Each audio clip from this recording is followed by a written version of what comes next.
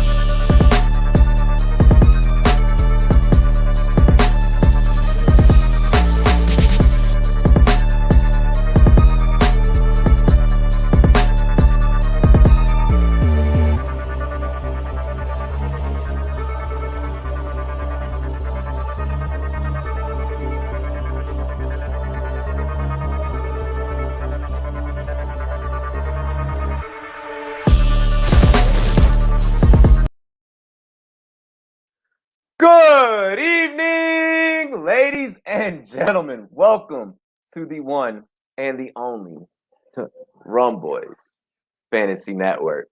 I am your host for this evening. It's your boy Rumboyz Robbie. Ladies and gentlemen, make sure you should go ahead and hit that subscribe button right away if you have not already. Go ahead and smack that subscribe all on the floor. Smack that subscribe, give me some more. We almost at that 2,500 mark, right at that 25 milestone. We're going for that 3K, baby. Let's go. Let's keep pushing that boulder uphill, as homie Bogart says.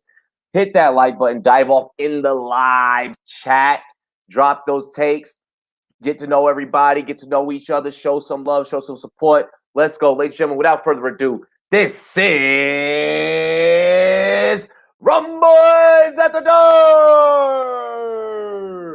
Without further ado, I'm going to get into the panel. Ladies and gentlemen, representing the Give Me Money Network. Hey. Friday, give me money. Corona, don't give me money. Corona, don't give me money unless it's Corona the bear. We love cervezas. Yeah, there you go. Yeah, the extra. Give me the extra. Let's keep it rolling. He is always his animated self. He spits it to you in his terms. Ladies and gentlemen, representing the Lattice and Rumboyz Fantasy Network, he's giving it to you in Herms terms.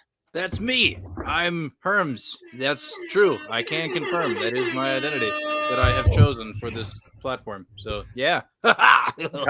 Yeah. Ladies and gentlemen, the Rumboyz DFS analyst. Y'all thought that he only had football on lock. Nah, we gonna stop that right there and nip it in the butt. He's also doing this thing with the baseball. Ladies and gentlemen, Jordan Benet. What up, guys? You know, baseball, I'm starting to learn it, and let's just say we're gonna win 100K in a few weeks. I'll guarantee it. Yeah. Look at you with the freaking keyboard duster, though. I see that like in your frame right there. Yeah, dude, I gotta keep it clean. I'm not gonna have my keyboard get all dusty. Come on. I see you staying sanitized and safe over there. We do have one more Rumboyz Fantasy Network staff member to get into. We got a shit ton of special guests tonight. I don't think we've ever had this many different special guests. We probably have as many special guests as we do Rumboyz staff members. Ladies and gentlemen, our resident stoner. He's a stoner.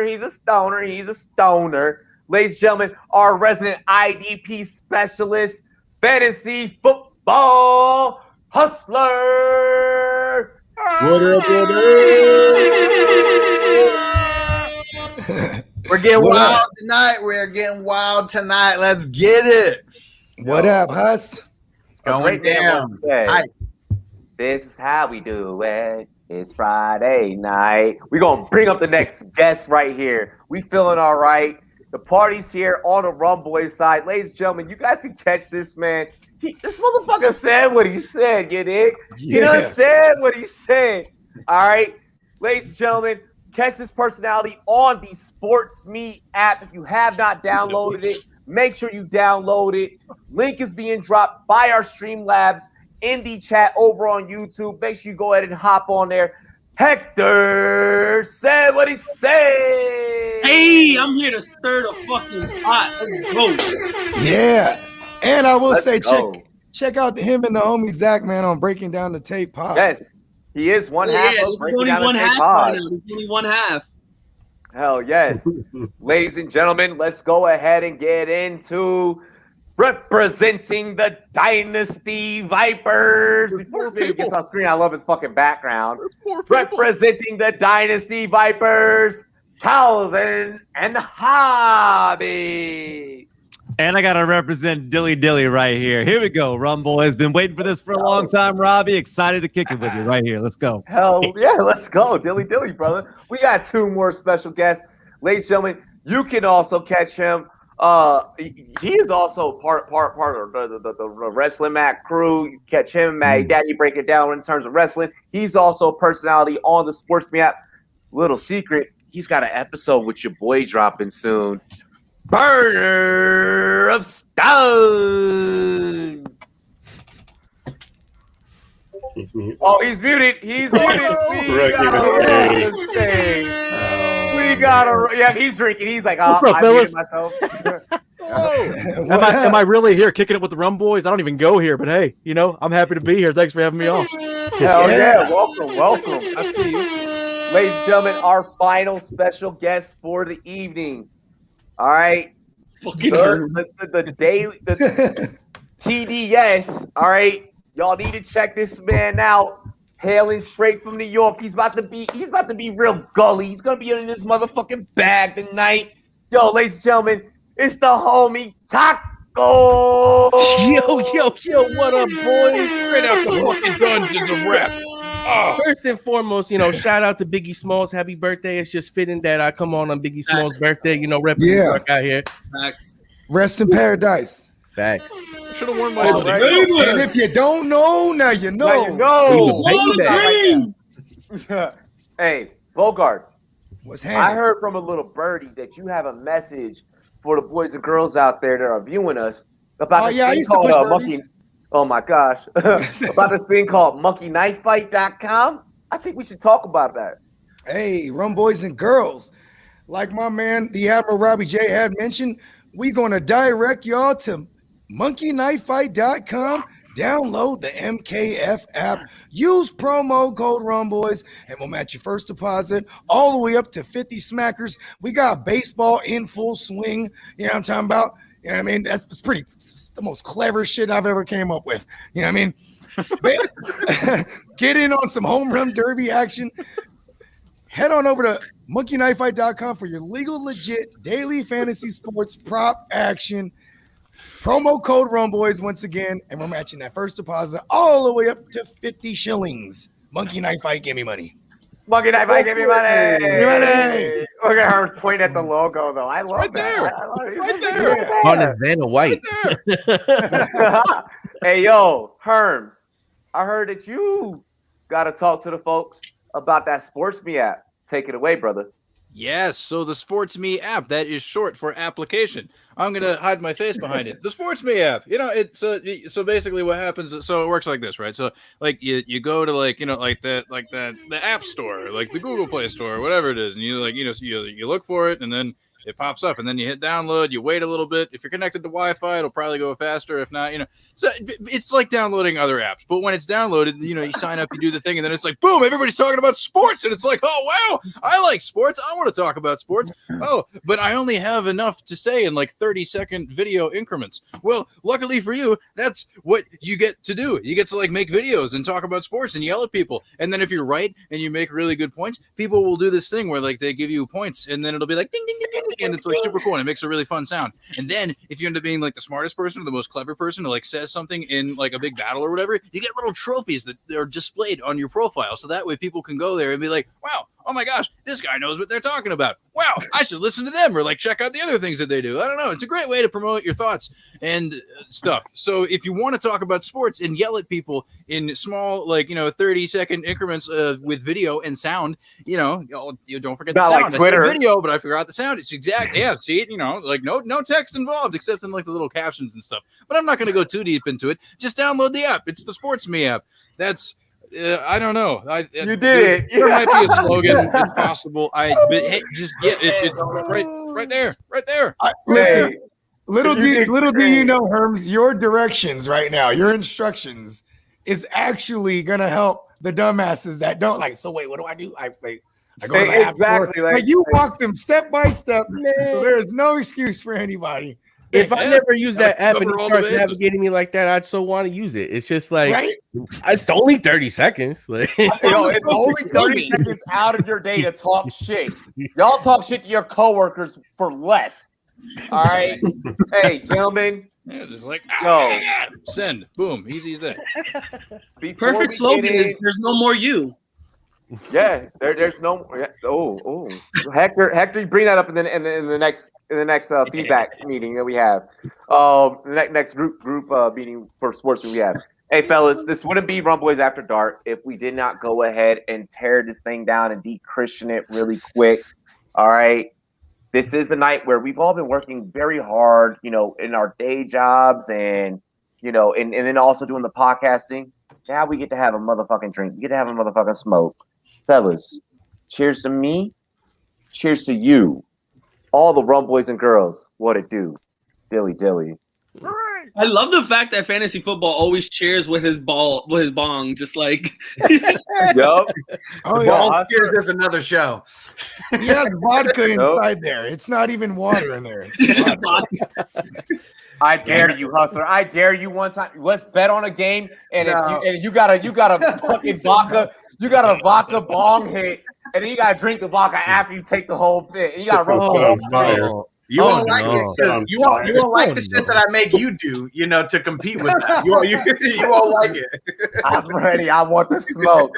Fellas, let's get into the next topic. Speaking of wanting smoke, we start off here on Rumboyz After Dark fantasy draft order, kind of like fantasy draft. So, Bogart, you're going to start off. You want to hit us off with this breaking news real quick? Just get everybody's thoughts on it? Yes. Breaking news. It might not be breaking news, but it definitely came across our tape. This is breaking news. This is breaking news. This is not on the script. We have to begin tonight's show with Ezekiel Elliott could find himself possibly in trouble again. CBS Dallas Fort Worth reports. Thank you, Bogart, for providing me the source. All good. Ezekiel Elliott's dogs have gotten off of their leashes and have bitten two people.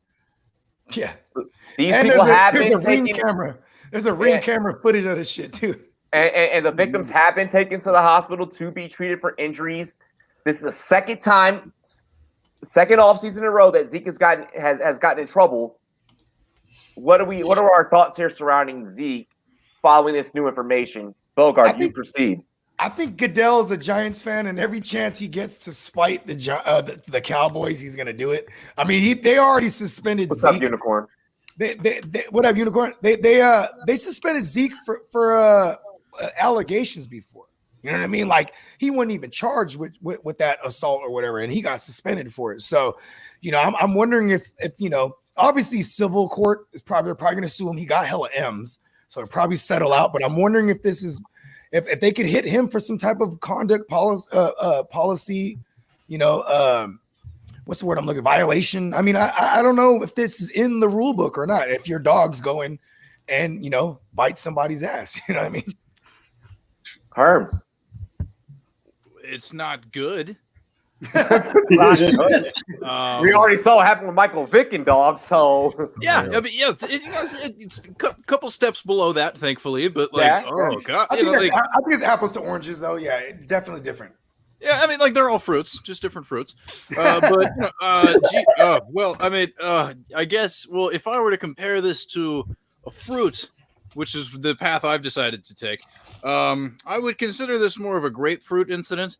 You know, like it's definitely, you know, it's not the greatest fruit. It's like, you know, it's a little bitter.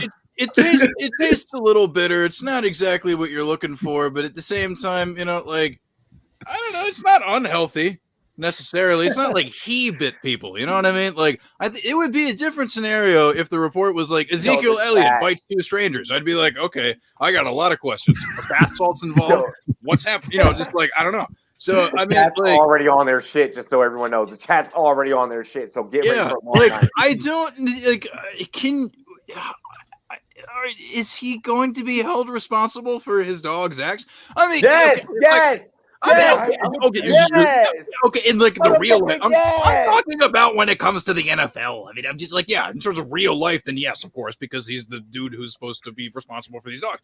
But like, I don't know, like, if Roger Goodell's like a cat person and like already had some like weird beef against dogs, I don't know, man. It's entirely possible. You're like, see, this is why the Goodell household is for felines only. Like, I don't know, man. I'm just it's a doggy dog world. I'm loving this episode already. Jordan, with your take. You know, really quick, Bill's Mafia Rob said the only trouble Ezekiel Elliott has is finding a shirt that fits him. This man is just crop tops all day. I mean, feed me. Maybe he's not even. Maybe the tattoo says "feed me," so he eats everything, even the dog food, and the dogs are actually hungry. Go ahead, Jordan. Sustenance. I mean, Jordan. I don't think Zeke's going to get any punishment from the NFL themselves. He's definitely going to get sued, but I wouldn't rule off him actually doing something stupid later on in the offseason. It just feels like Zeke is just that dude that for some reason next time his dog's going to get off the leash and he's going to end up pushing someone or fighting them, and then he's suspended. Hey, y'all think his dogs wear crop tops too? 100%. The dog's got tattoos and everything, bro. I'm going to find him. I'm going to go find the dog. Yep. What up, Jeff? Hey, go ahead, hustler. He a hustler. This is such a ridiculous topic. I'm starting even more ridiculous. R.I.P. DMX. Where my dogs at? Where my dogs at? I don't think he's going to get in trouble with the NFL. He's going to get sued. He's going to have to come out of pocket for it. The dogs might get put down, but if something happens from the NFL, it's going to be the stupidest shit that we've heard happening this year. Does anyone know what type of dog this is? Before we get that was my next one. One of them's a Rottweiler. I got it. That was my next question. Picture, don't worry. Is it a pit bull or is it an ankle biter? It's a Rottweiler. Yeah. It's a Rottie? Oh, it's a Rottie? One of them, because he had 3 dogs. He had 3 dogs running around. Yeah, he's done. If it's a Rottie, like you might be able to argue. Oh my God, dear Lord! And the Rottweiler, Rottweiler's in quarantine right now for 10 days. Don't know. Hey, so for those that are new and do not know what dono hype means. While we throw up Jordan's meme, it means we are about to all take a shot together or a sip together for Dono. This is not a normal sip that you can take. This sip has to be to the equivalent of the Dono amount. That's a $4.99. We gonna go 10 seconds. Ready? 3, 2, go. Someone just killed his beer.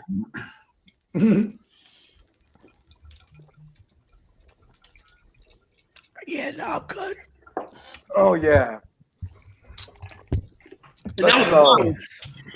He said that was a bottle. That was a bottle, boy. Oh my God. Stu, you're the man, Stu. Yeah, shout out to Stu, man. Hey, I want to shout out that bitch down to 5 next time. We're gonna bring that bitch down to 5. I want to shout out Stu, man. I want to shout out Stu and Dream to Walk Foundation. I'm actually proud to say I'm going to represent my man Stu's charity in the Pace League. Thank you, Hustler, for lining that up for me. And yeah, man, we just any way we could help, you know, for a good cause. And I actually had a nice conversation with Stu earlier on FaceTime. Man, dude is awesome. We're actually gonna be doing some work together pretty soon here as well. Shout out to Stu. Yo, hell yes, Stu. Hey, Stu, you are now family, bro. I want Bogart to go out there and kick ass. We're gonna be having some Rumboyz charity leagues coming. Get in touch with us on Instagram, Twitter. just search us, bro, and we're gonna pop up. All right, let's make that happen for you, my guy. By the way, guys, there are going to be a lot of Rumboyz Fantasy Leagues, some for charity, some for cash, some just for fun. If you are worried about missing out on a chance this year, if you're worried about, last year I couldn't get in. It seemed like, it was super hard to get in our Rumboyz League. We only did like a couple. This year, we're going to be doing a lot more. We're talking in the double digits. So we have a lot of opportunities. Make sure you tune in. We're going to be giving away a lot of spots for Rumboyz Leagues. I might be in like a few of those ones. Bogart's going to be in a couple. So it's going to be awesome. You're going to be able to compete against. I can't be in all of them. Yeah, I mean, but you're not. You're not just going to be able to compete against myself, but you're going to be able to compete against multiple members of our staff. Hector, Zeke. With Zeke, so one, I've had Rottweilers. They're not vicious. They're protective. Yes, I also have pit bulls. They're not vicious, they're protective, and it's also how you raise them. I was about to say 100%. Outside the NFL, obviously he's gonna get sued. They know he's made of money. They're gonna do whatever they got to do legally. Literal money he's made of. Why did Zach tell you to shotgun? He said should have shotgun the bottle. That's so dangerous. Hector, why do I feel like Hector can do? He'll bust out a screwdriver. Like, the Marine Corps taught me. That's like a really tiny. He's gonna use his teeth. Fuck, he's just. Within the NFL, I don't see him really getting in trouble. But if he does, instead of Cabo, I'm gonna be in Cancun next week, so hopefully I see him there. Oh yeah, man! I mean, that's where Zeke goes to eat all the Mexican steaks. The Mexican steaks are chock full of steroids, man. That's how you get away with it. Hector, before we get into Cal's take, would you say that we are just helping cultivate and line that liver tonight for you? We're just adding on to years of what the Marine Corps has already done tonight. We're just helping out. This, I mean, you can call it help, but I kill a 12-pack a day, so this is just life. You know what's weird during the football season? If it's a primetime game, right? I could drink the same amount in a primetime game that I would throughout a Sunday, just because there's only X amount of time in that. You know what I mean? So I get hammered on it. And I'm drinking my favorite beer, Yingling. The most Yinglings I've ever drank in one night, 2 24-packs by myself.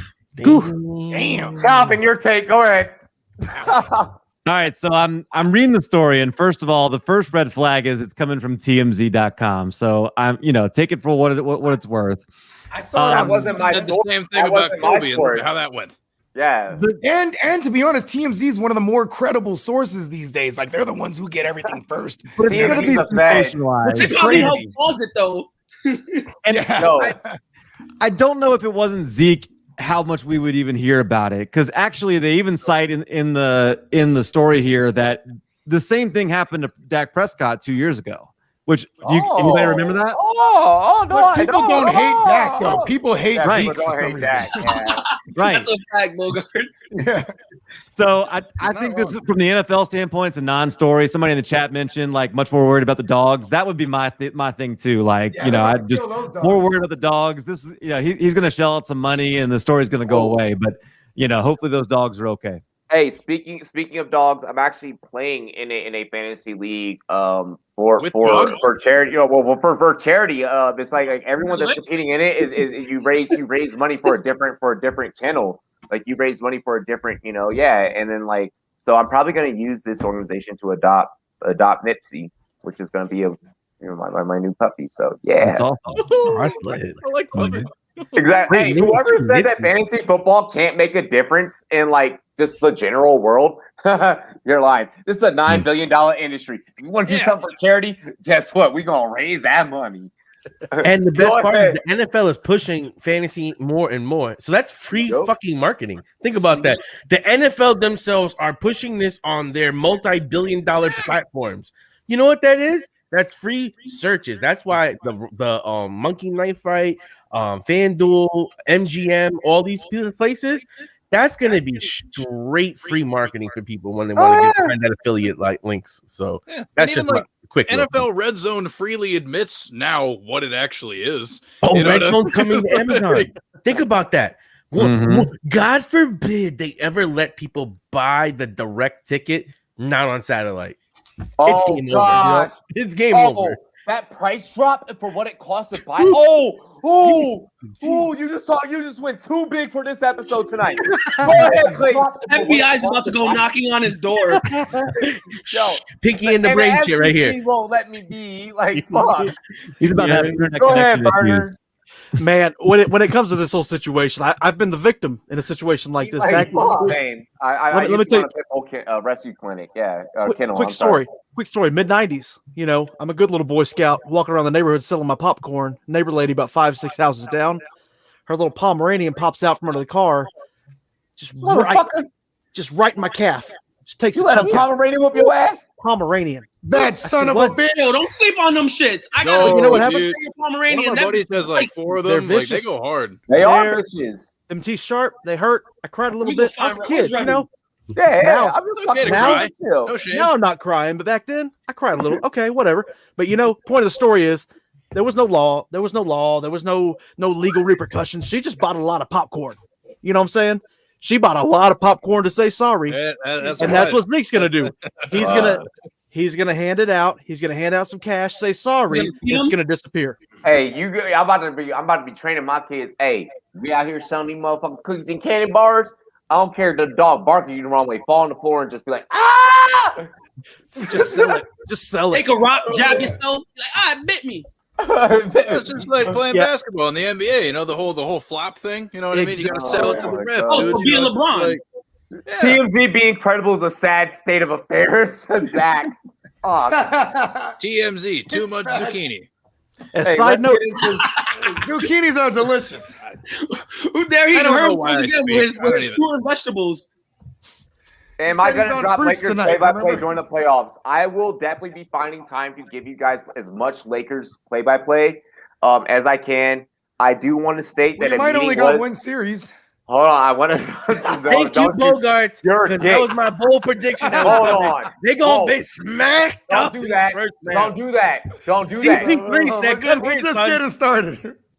You don't want that smoke. I'm still sour about the other night. Y'all ain't that. I know you're sour. I know you're sour, but that's why I love you. Can I give you a hug really quick, Bogart? Come here, man. Come here. I like it, bro. But no, hey, see, hey, that's how you know we've known each other for a long time. We know what makes each other tick like that. But no, I just want to state, I don't even know where the fuck I was stating. But yeah, we had a meeting today, and the king of play-by-play will be coming back sooner than later. So I will be back in full swing-ish. I don't know. But yeah, let's get into the next topic. So, have people lost their damn minds? We're gonna start off with the taco, then we're gonna go to the burner, and then Cal. We're gonna start at the bottom of the map. Look, the top 5 selling items on NFLShop.com, not Fanatic site, not no third-party shit. All right, motherfucking NFLShop.com. Tim Tebow items. The top 5 items are jerseys, things with his name on it. If it says Tebow time, motherfuckers is kneeling and shit. Fucking look like they thinking and shit. Does he make rosaries with him hanging on it? Just yeah, rosaries instead of Jesus, just fucking Tebow. Does he make the team? And if he does make the team, the more important thing, like who gives a fuck? Everyone's debating if he makes it or not. If he makes the team, does this purchase now have value to it? Well, I mean, I guess I'd put it like this. One, I think Tim Tebow is not going to come back, especially knowing his relationship with Urban Meyer, if he didn't have a shot to actually Go ahead. No, you do your take. You guys say. All right, I'll save that for the end of this. One, I think Tebow is going to make the team because let's put it like this: he lives like right next door from Urban Meyer.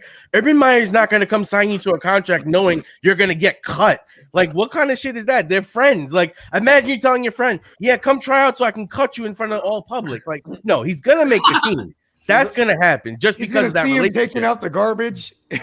I'll tell you this. Tim Tebow is a ultimate worker, and he may not have been a quarterback in the NFL, but he was a Heisman winner in college.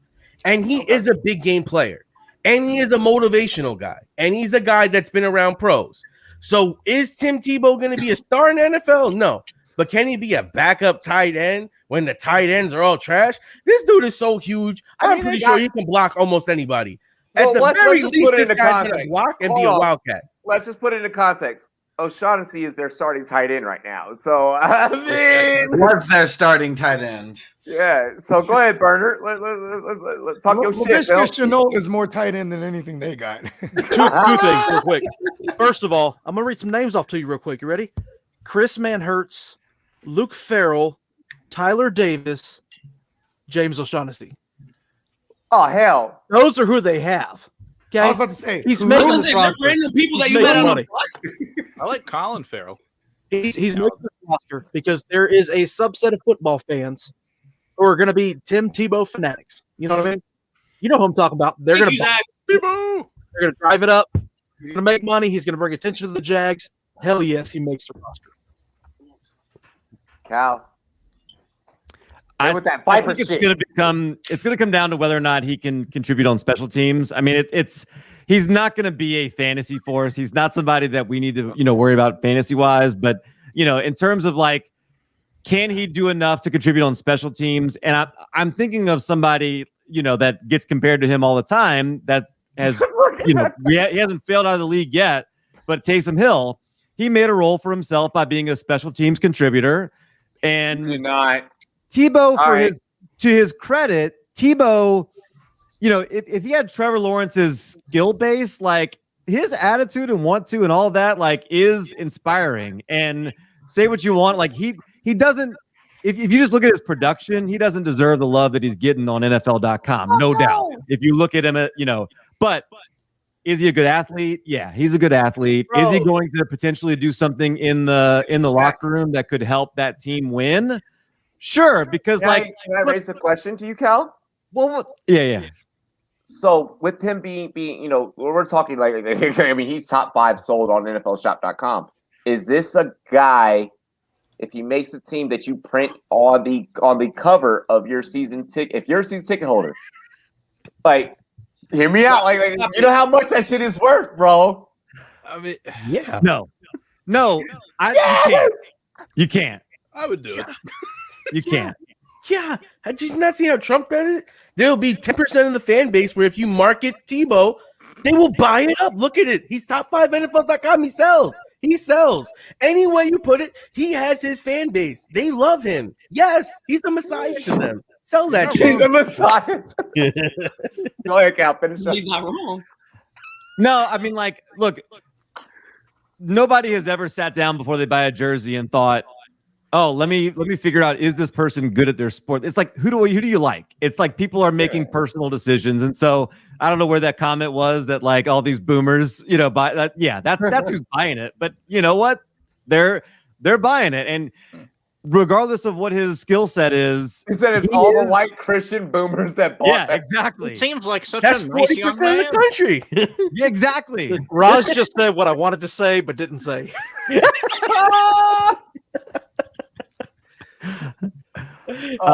So that's people are buying it. He sells, like he's got that superstar quality, not from a standpoint of is he good at being a quarterback or whatever, but he's got that thing about him, that charisma that jumps out, that people want to hear, good, bad, the ugly, whatever it is.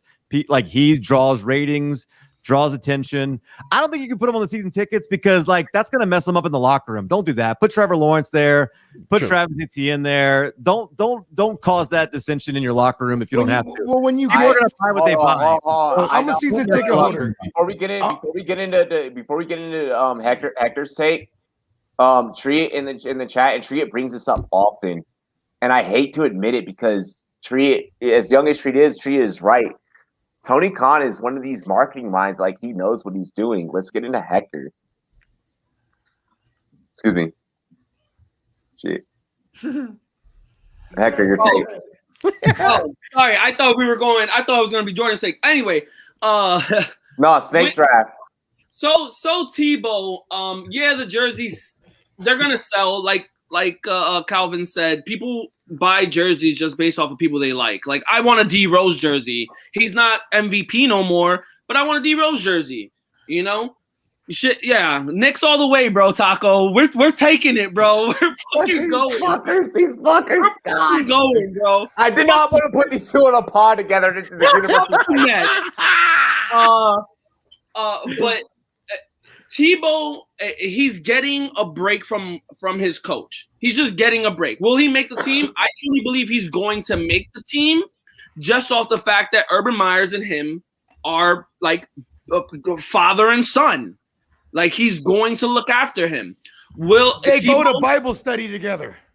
Like Calvin said, he is very, very, very athletic. I give him that. He's an athletic man.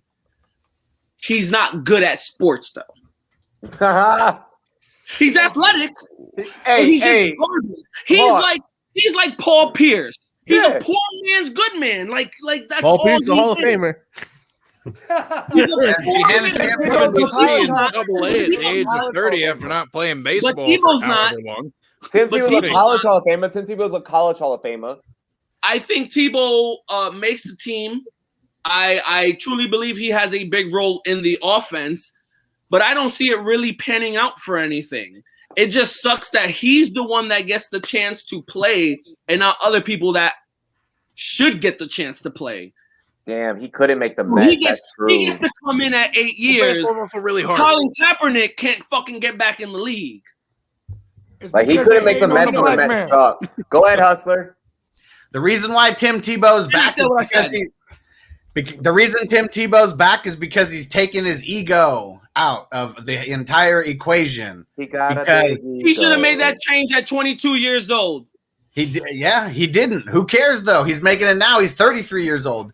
Right now. Is he gonna make the team? Yeah, because he's gonna play tight end. He's gonna be like a fullback. He's gonna be the third string quarterback. Like, he's gonna be a Swiss Army knife. All he does is win. Go back like a taste of how ugly it is. All he did was win. That one game against the Chiefs, he completed 2 passes, but one of them was a game-winning, like, 50-yard touchdown or something. Like, it doesn't matter. When the game's on the line, get that man the ball. I'm going to church Sunday. Like I said, Hustler and Calvin are starting to getting me to buy in. Go ahead, Jordan. If he would have made the change at 22, he actually would have had a good career, because he would have been a running back or a tight end or a hybrid or whatever, and he actually would have had a pretty decent career. How many people in their 20s like lower their ego? I'm 35 and I barely lost a little bit of my ego, so we got to think about that. That's I true. mean, I It get takes a lot of psychedelic drugs for me. Go ahead, Especially when Jordan. you have to have I'm belief still in an alcoholic everything. in my head. It is what it is. Plus, you got Josh McDaniels telling you you're going to be a quarterback and drafting you in the first round, right? Like, that's not him. That's like Josh McDaniels is there pushing that on him. I mean, he did win a playoff game. Hey, No, no, we don't speak of it. Don't speak of it. like he did That prove was a great game. That was a great game. I mean, No, I'm I'm with you, looking Jordan. at- I'm backing you 2 up. passes, 1 See, pass. like Tebow. You can't say that he won a playoff game and then he goes to the Jets It and was that can't do his fucking Demarius job. Thomas. He Bro, don't when care. they got him Demarius for Thomas 300 is going all yards, the way. specialty guy. Fuck the Jets. They got him as the Jets as a gimmick guy behind Sanchez. He was never He's there to not even take like the Sanchez. starting Name's job three on the good Jets. quarterbacks That's for the my Jets. team. Man, listen, we all know about the Jets. Like, it's not like Tebow. I love Tebow because it's a sense of like he's just a guy that you root for. Like, he doesn't do anything wrong. The only thing that brings wrong is like the media. Like, I'll hate if he gets that Taysom Hill role because I like when Michael Thomas and Alvin Kamara get the ball. Don't take the ball away from ETN and DJ Chark and LaVisca and Marvin Jones, but they're going to, and it's going to suck. But Tebow's going to get a lot of hate for it, and Urban Meyer's probably going to get fired. That GM head coach thing is just. That's awful. Bulk is awful. Urban Meyer, I don't like what he's doing. Like, Urban liar. I don't know. The thing is, the Jags had such a good offseason for like getting excited for it, but they're just slowly but surely taking it away with giving Tebow the ball. That's a problem. Well, the whole thing about Tim Tebow not being good at sports is patently false because, like I said before, like if you take off like a decade from playing baseball, stumble in or whatever, and then make it all the way up to AAA, like that's not like hitting a baseball is the hardest thing to do in sports, and it is the hardest thing to do in sports. Not doing it for a very long time. So, I mean, I'm just saying. So this whole like, he's not good at sport. Yes, he is. Okay, go on baseballreference.com and look up his minor league stats. Considering how long it was. He's batting 230. Bro. How many home runs here? Which is hard to do after not playing for like a decade since high school. He was I can bat 230 right now.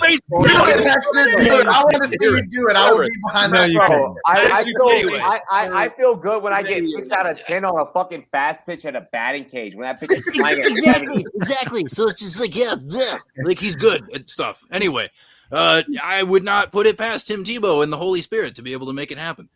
So and that's where I'm going. Through Christ, all things are possible. And so just I mean, I'm rooting for him mostly because, like, I don't know, the year I graduated high school, Tebowing was really in, and that was a fun time. So, like, nostalgia factor, I got that going for me. Plus his name's Tim. I had an uncle named Tim. He was really cool. R.I.P. So is that, and then like he's really handsome. So how do you not root for that? And then like I don't know. It's the Jacksonville Jaguars. I couldn't care any less about what happens. So I mean, like, sure, let him make the team. Sure, why not? Who cares? It's fine. Like whatever. Like. Yeah, put him on the Bro, name why the do y'all stadium got Tim me Tebow starting to Stadium think- for all I care. I mean, Why like you guys got me starting to think to make a dumbass purchase of like Tebow Auto Jacksonville Jaguars jersey. Like you are really making me like turn the gears. Like why not? Don't waste your money. He's from that area. Like, yeah, that's what He literally grew up in Jacksonville. That's where Florida got down. Mine's Plus, real nothing in quick, Florida man. makes sense. Listen, there's several different type of Jesuses, right? and white Jesus loves Tim Tebow. Right? Tim Tebow can't do any wrong. White Jesus just gonna keep blessing him. There it is. Now his jerseys are selling again, right? Oh, man. There it is. And he said what he said. all right. Next topic. We're gonna have a little bit of fun here. That was great comedy for like just like that one thing. All right. I need you guys to hear me out on the rules of this game. All right. You are going to pick one NFL Hall of Famer. They must be in the Hall of Fame. You are going to pick one NBA Hall of Famer. Same motherfucking stipulations. Here's where the difference comes in. Your NFL player, this is a skills competition. Your NFL player is competing in a slam dunk competition. Are we taking them in their prime, even though they have to be a Hall of Famer? They have to be. You're taking them in their prime. You're taking them. You're taking them. Yeah. No, we're taking them right now as like 60 years old. I'm right now. I'm sticking to what I said on SportsMe. So your NFL player will compete in a slam dunk contest. Your NBA player will compete in a 1v1. Okay, against the receiver. We'll be playing the corner. But the NBA player will be the receiver in a 1v1 9-route competition. The tiebreaker between your duo will count on an average between the two's 40 times. Who is your duo to win your specific skills competition of these challenges? Bogard. Damn, it's funny because I was thinking about like for the slam dunk competition, right? I didn't know it was a Hall of Fame, right? Because I was gonna say Jimmy Graham, because that motherfucker used to dunk the ball on the uprights. You know what I'm saying? Because I was there with you when we were going over the show sheet, so I didn't technically read it when you sent it to me. I was like, I know this, right? But and then I also thought of Too Tall Jones. Should I adjust it? Should I adjust it with the NFL side and let it just be? No, I want to keep it Hall of Fame. Fuck that. Yeah. Okay. I'm gonna say when it comes to the dunk competition. I mean, this might be kind of whack, but this is on brand for me. I'm gonna go with Too Tall Jones because he's just too tall. He's you know what I mean. He's gonna be able to dunk that thing. Hold on. So this is my one guy for all the events though, not just for this one. Yeah. I can't go with Too Tall yet. Then you know what? Too tall. I'm gonna go with Prime because Deion Prime. Sanders, okay. Damn. Yeah, because Prime, bro. Like, okay, my duo is Prime and MJ because these are two guys. Jesus. Like MJ, you'll tell him if you bet him money, he couldn't do like run the full 9, right? He'll be well, like, baseball players have to steal bases. That's basically your 40. I'm saying That's though, your right? 40. You know, this dude. Ooh, Charlie Ward. If you say that he can't do it, he's gonna do it. So I'm going with Prime and MJ. Herms, your duo. Okay, so for the whole dunking thing, I think that Calvin Johnson would be really good at that. Damn. Hey, I haven't heard He hasn't made it yet, right? He hasn't made it yet. No, he made it. He made it last year. He made it Yeah. This year. He is about to be inducted, yeah. So, yeah, we're gonna be there that weekend. So yeah, fuck that. It's gonna be great. Oh my gosh. So yeah, I like that. That's a good one. Yeah, because I mean, he's got the size, he's got the leaping and the stuff with the thing, and the, like I don't know, it made a lot of sense. He looked like he'll go hard in the paint, bro. Facts. That's what I'm saying, dude. I mean, like, it felt like a pretty easy answer. He definitely looked like a bit of a layup, if you will. Basketball. All right, I'll adjust it. I'll give you guys an NFL veteran. I won't go NFL Hall of Fame because the basketball Hall of Fame lets anyone in. So okay, I'm gonna go with Jimmy. I'm going with Jimmy Graham and LeBron then. Okay, Jimmy Graham and LeBron. Because LeBron will be an ill receiver, bro. I swear to God, LeBron will be an eventual Hall of Famer. LeBron will be an eventual Hall of Famer. I will accept it on the conditions that he's an eventual Hall of Famer. He's not Hall of Fame yet. The NBA stipulation, the NBA Hall of Fame part, I'm gonna still. Okay. But we're also picking like whatever NFL player you pick, they have to be covering that person on the skills challenge. Right? Like they're going to be lining up as a corner. So don't forget about that part. I got that. Bogart's already went. Go ahead, Herms. Yeah, because I'm still sticking with Megatron because that I don't have to explain myself. That was a great answer. Yeah. And then 10 points. And then so we're talking like to defend the wide receiver and the one-on-one shit. Yep. So Dennis Rodman, bro. The one. Oh my God. I like it. It makes complete sense. I mean, like it's. I don't know. I knocked this out of the park. I don't have to say anything. Can you picture Dennis Rodman? Because as a corner, you're already on the back. So I'm thinking about this as someone that's played receiver and corner. Dennis Rodman, as big as he is, putting a fucking corner right in 5 yards, just bow, like fucking just. That's dangerous. You at the line? Oh my God, that hurt. My chest just hurt. Jordan. See, I was still underthinking, Hall of Fame here, but my two were AI and T.O. Oh, AI, that's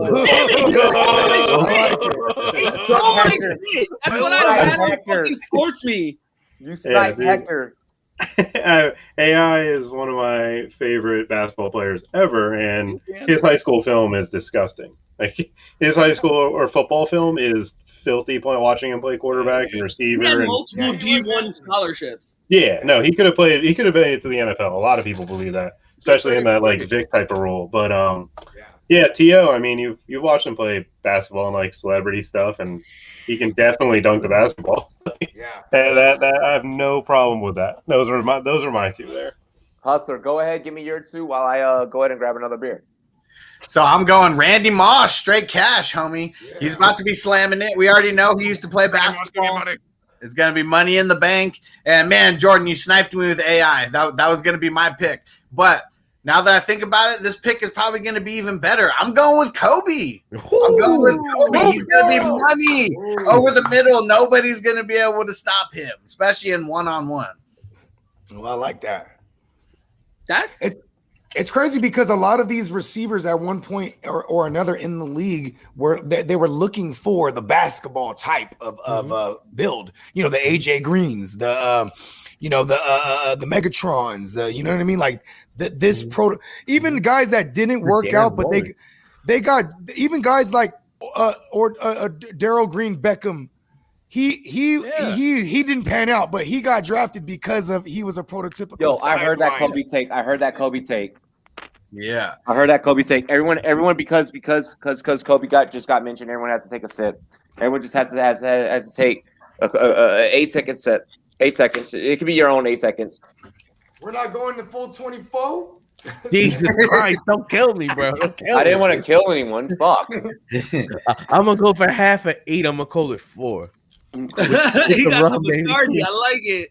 One person that I wanted to mention, because he should be, at least when we're talking about, basketball players going to football. No, I'm just throwing it out there.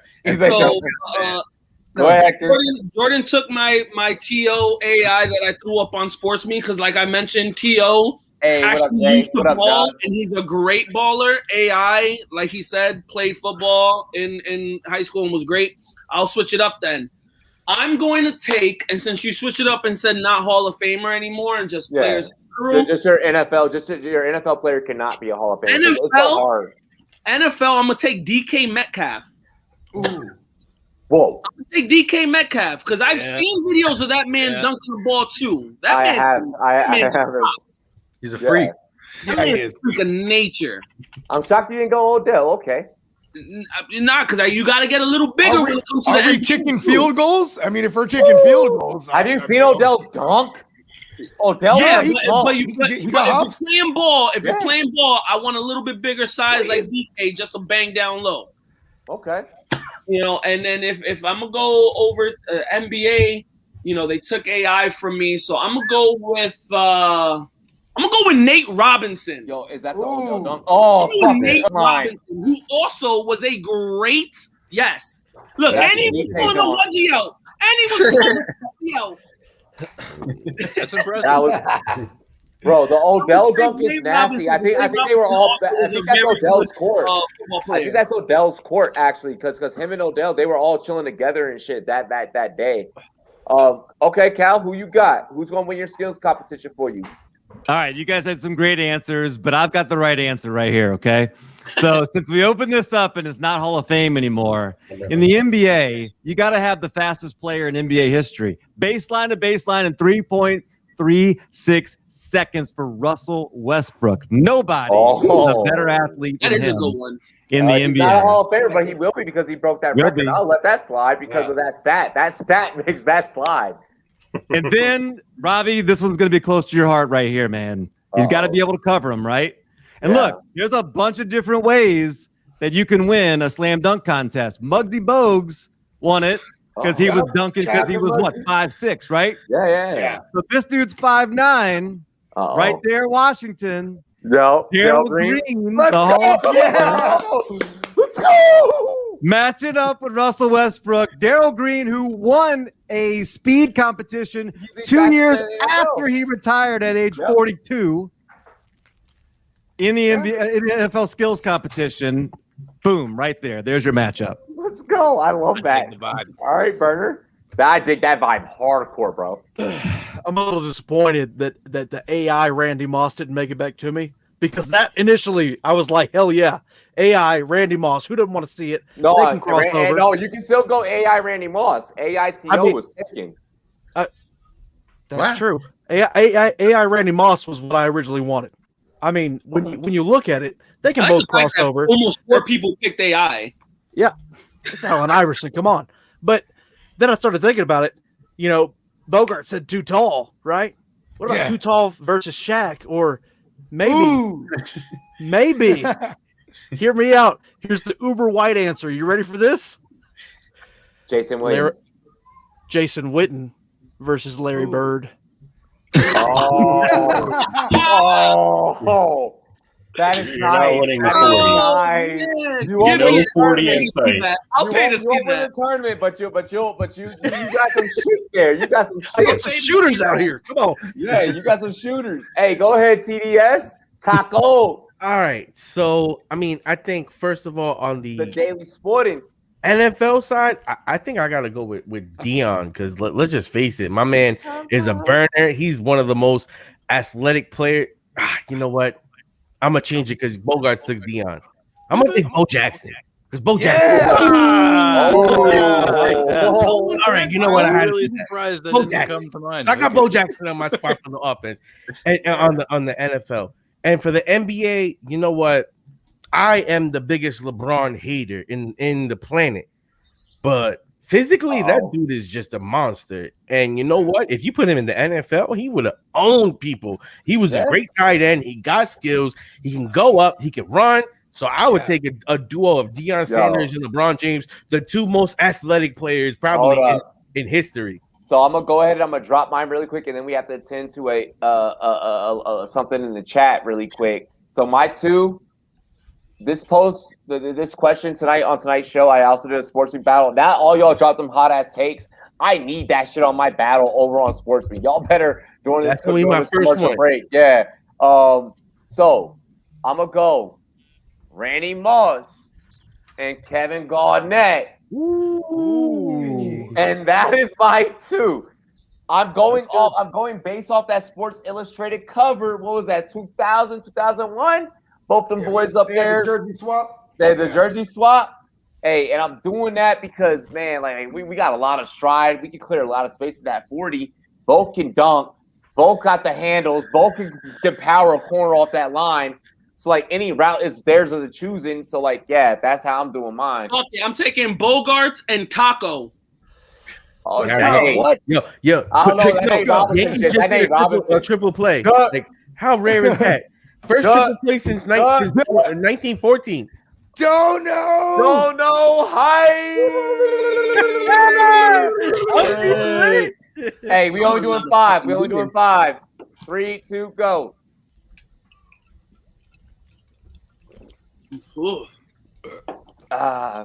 Calvin's like, I'm playing it safe. I got water. Football hustler. I love it, man. Every time. It's just the bong rips. Yo, he keeps it quick. Bro, I need to smoke with that man. Yo, karate. Hold on. Hey, really quick. Bogey. Shout out to karate. Oh, yeah. Wait, we got to do it. That dono came from. What?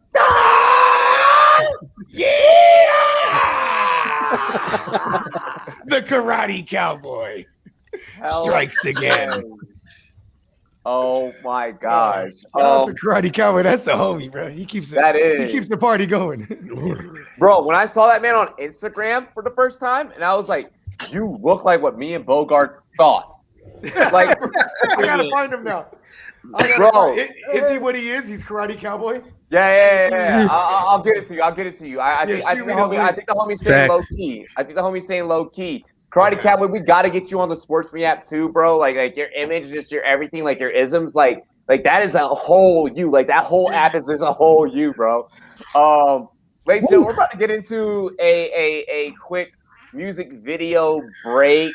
Here he said the Lord said bring. Hold on, I gotta read this dono. The Lord said, bring not 9 dorks to hold down the fort, but send 2 legends to vibe and glory and make Javon Curse and Ricky Williams highlight reels. Oh, my God. Yeah. Hey, every time a hustler hits the bong, it's a Ricky Williams highlight. It is. Yeah, exactly. Oh, yeah. Hey, let's go ahead. We are going to dive into a music video break for you guys. Give you guys a little bit of entertainment. Then we have a word from our sponsors. We're actually going to have a word from our sponsors over there at the IDP Army. You guys already know about Monkey Knife Fight. Promo code Rumboyz in all caps. I don't know who the fuck just did that, but damn. That's fire content. Listen, that's a small one. That's a little baby. Hey, y'all got paid. Hey, Taco said for more, y'all got paid for his OnlyFans. Oh, hey, listen, that's request only. He got the OnlyFans voice on right there too. Hey, we're gonna go ahead and I learned from Bogarts, man. Homie, Roy Dale.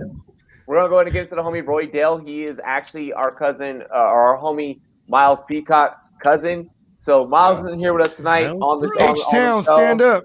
That's so we're doing a thing for Texas. Hey, Texas, stand up. This is for you, Roy Dale. Go fish. Good burger. Hey.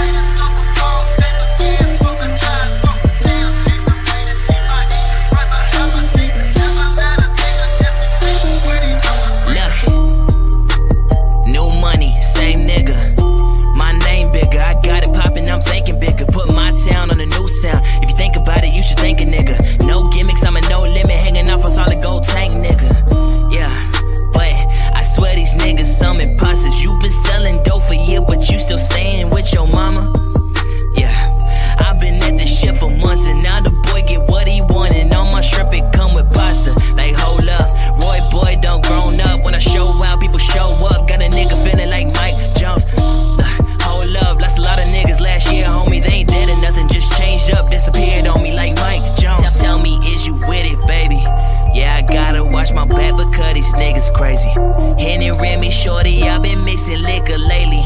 So you know that my excuse is that the liquor made me suck my dick and pay me.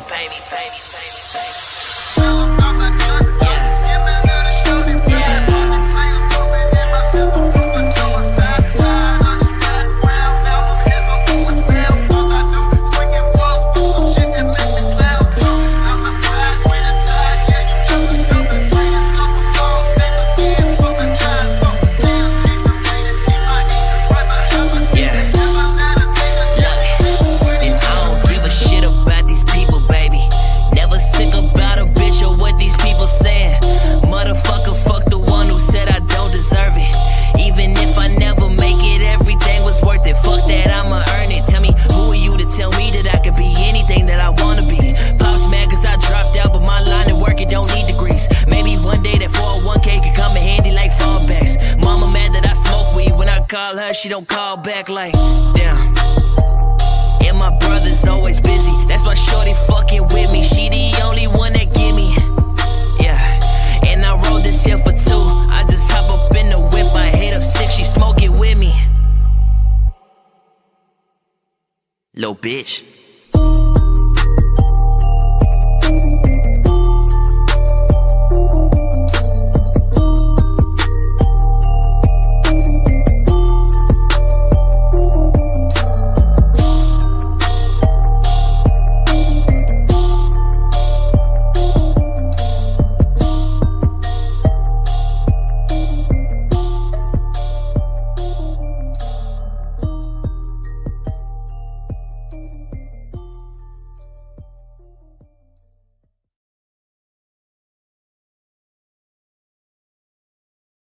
What's good, IDP Army? It's Jordan Rains, and quickly I want to tell you guys today about the big project I've been working on, the Ultimate IDP Index.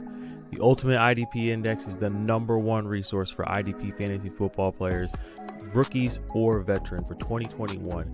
Inside, you're going to find contract information, tiered IDP rankings, detailed player production profiles going back to 2017, suggested trade values, and a whole lot more, including unique write-ups, unique videos that will only be available within the Ultimate IDP Index. But to me, probably the most valuable thing is the fact that the trade value estimation tool is going to be updated weekly, so you'll always be aware of what a player is worth in your Dynasty League at any given moment. So what are you waiting for? Sign up for the IDP Army Patreon today. Patreon.com/the IDP Army. Join the Black Ops tier and join the IDP Army today.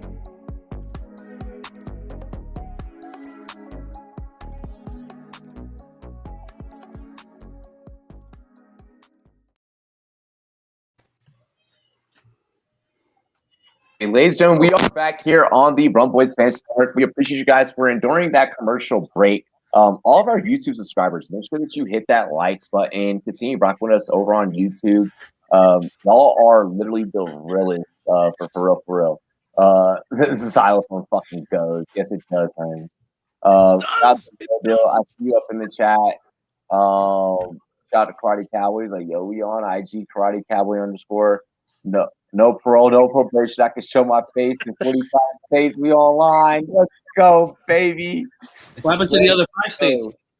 Yeah, right? Yeah, whatever the other 5. Hey, don't ask about them 5 states.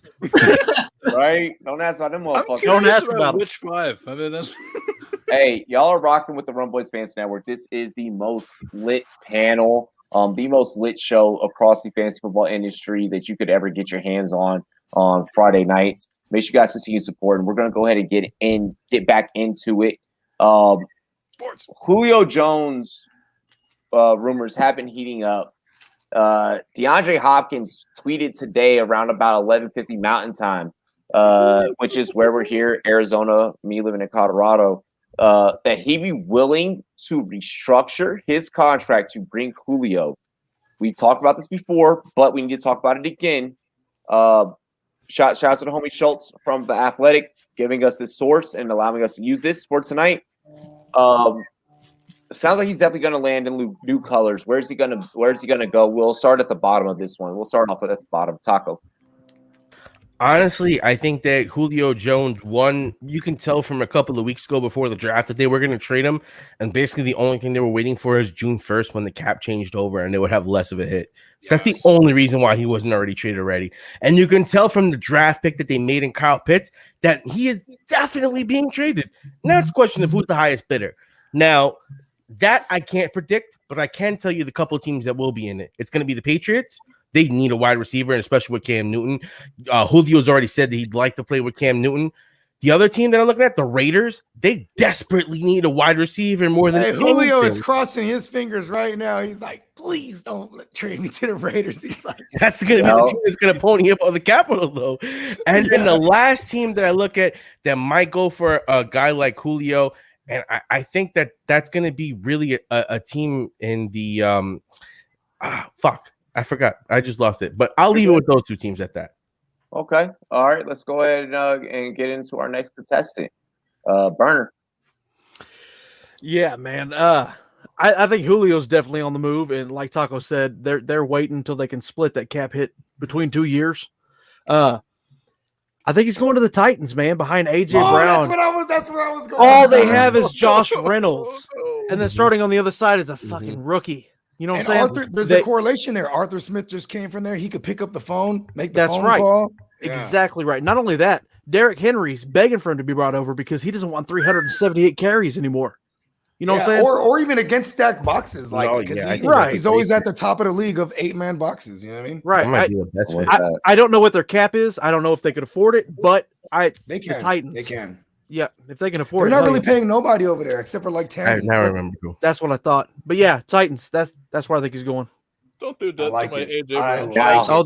He's doing it. No, that's so great for AJ. AJ Brown's the number one there. You know what I mean? Yeah. But it's different if Julio's there. It's a 1A, 1B situation then. You know what I mean? Yeah, but the volume goes so much further down. It really becomes a matter of the pass attempts, because Tannehill's he's never topped over 500 pass attempts as a starter there. So that would be the thing. You know what I mean? Arthur Smith is gone. There's they have Derrick Henry, so of course they're gonna run like hell. But if you bring over a guy like Julio, man, and we've already seen Tannehill can shred, you know what I mean? Yeah, he can shred. So I mean, if they go in with this roster, AJ Brown's looking at all the wide receiver one coverage because the cornerback one coverage. Give me money. That's what he's looking like. But I mean, you bring Julio over. How much cornerback 2, cornerback 3 coverage is he going to see? Exactly. No, he's going to take a little heat off. Points there. Let's go to Cal. Drop your take. I hate to rain on everybody's parade, but they've got like $3 million in cap space right now, and Julio's going to take 15, which is going to be really tough for them to finagle and put him in there. It's going to be Josh Reynolds and Anthony Ferkser season over there in Tennessee. The Reynolds rep. Yep. I think some interesting fits to me who actually can afford to bring him in. The San Francisco 49ers. Yep. Reuniting with Kyle Shanahan. That would be a lot of fun. They got a new, and plus they've got to be in a little bit of a championship window if you're bringing in Julio, right? Yes. So somebody like them that think they think they can compete. Look, they were in a Super Bowl 2 years ago. So, they bring in a new quarterback. They think they can compete them. The Colts also, if you think it's bad for the Titans, the Colts, they don't have a lot of options there either. Paris Campbell, Michael Pittman, and Jack Doyle. Question mark. I mean, it's they're barren over there too, and they do have the cap space to make a move like that. So, we've seen their owner make some moves before. Make a splash. He's not going to be scared to do that. So, I think that those two teams could make some sense. And the one you mentioned, the Cardinals, they also have space. It'd be cool to reunite Julio and AJ Green for a last little hoorah down there in the desert. That would be fun. Okay. Go. Kyler Murray, QB1. I also agree with the San Fran take. It just fits well there with him. It's just damage. It's overload damage if he goes over there. But I'm gonna go outside the box. Don't go crazy. Just hear me out.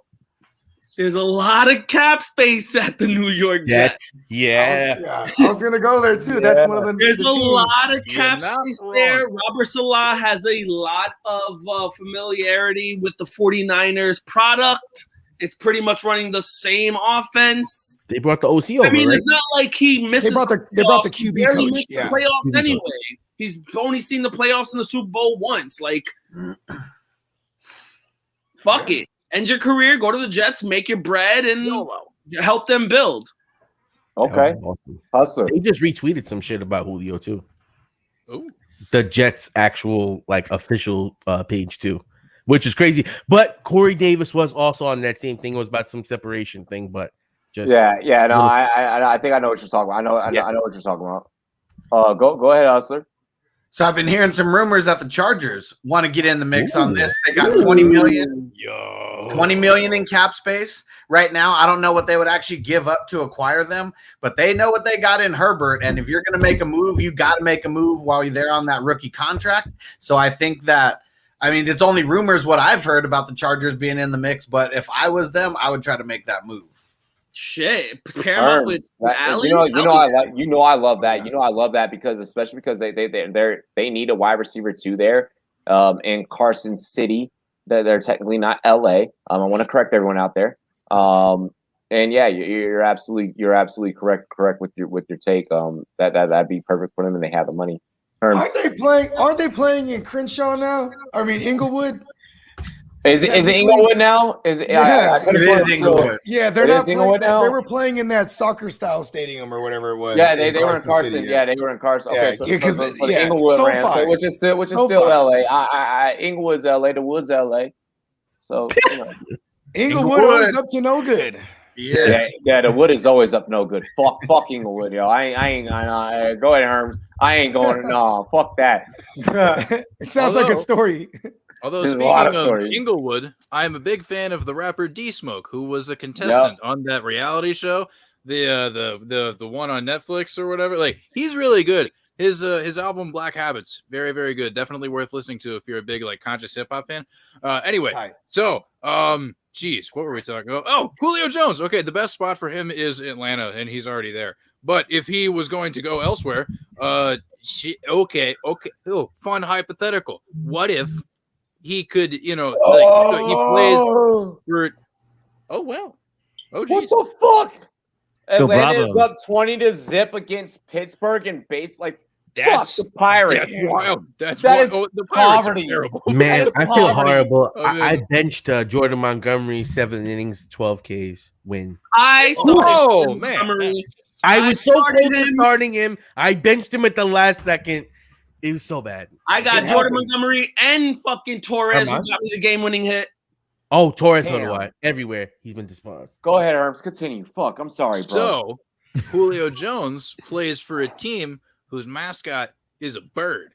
What if we decided to just keep, little bird Stay to with the bird bird? shit or whatever, just keep bird style. You know what I mean? Bird up. Shout out Eric Andre. I don't know if they have the room to do this, but I saw something on Twitter that may or may not be true about Twitter doesn't lie. That's true. I've never seen anything wrong on Twitter. Never. So I don't know. I don't want to see this happen because it would go against the rooting interest that I have as a football fan. But the Eagles. I could see that. I was thinking of a different bird. The Ravens. That could be interesting. Ooh. You know what I mean? Okay, so I get it. They invested heavily in the NFL draft with that shit, not just this past year, but in recent years as well. Because let's not forget. I mean, they've taken stab after stab. With Devin Duvernay and what's his face from Rashad Perryman. What happens is I get what you're saying because now you put Bateman in the slot, or you could put Bateman or Brown in the slot. And you could have Julio or Brown as outside. I mean, they would have a killer 4 wide receiver. Did they sign Sammy Watkins too? Yeah, they did. That man hasn't been in 2 years. I mean, when they go 4 wide, that would have intrigued me. But if they go 4 wide, they go 4 wide with Sammy. How about this? Problem.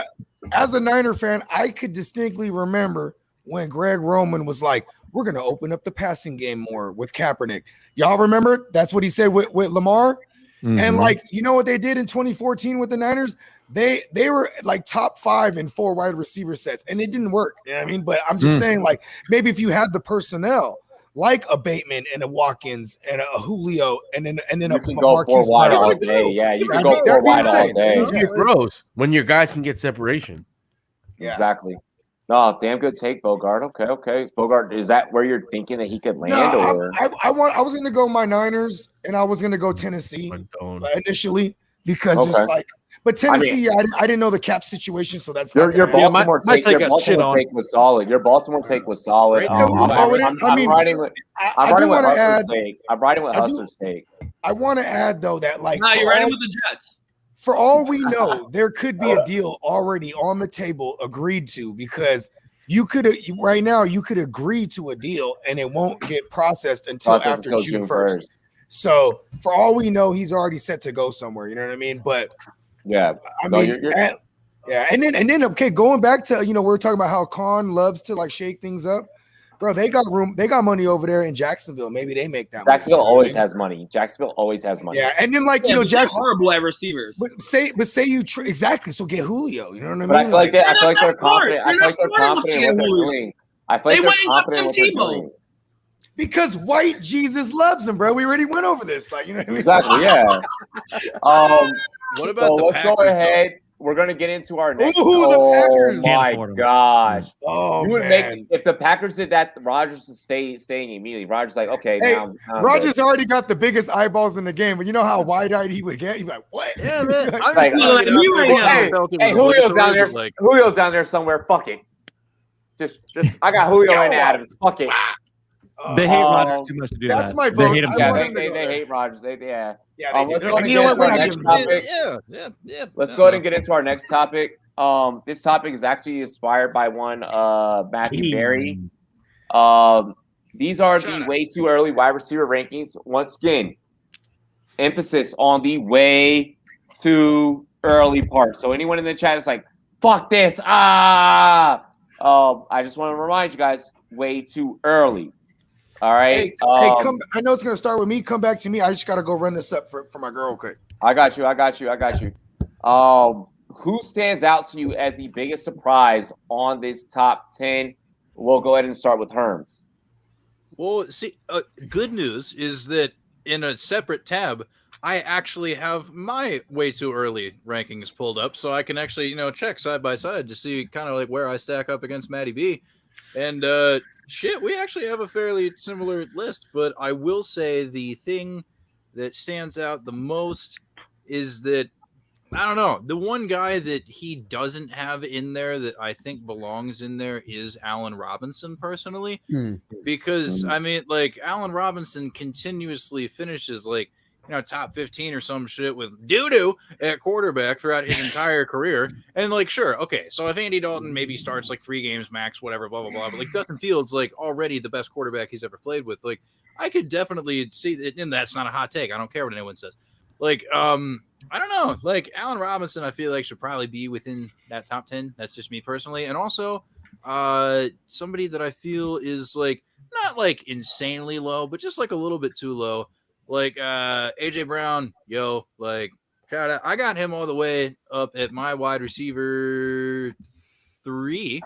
So that's a fun fact. Also, Terry McScorin, Ryan Fitzpatrick is going to lock onto that dude, and it is just going to be just like bomb after bomb after bomb. Like, I mean, just like, straight up, like, he's a little low on that, in my personal opinion, man. Because, I mean, like, 10 is a little rosy, but, like, shit, bro.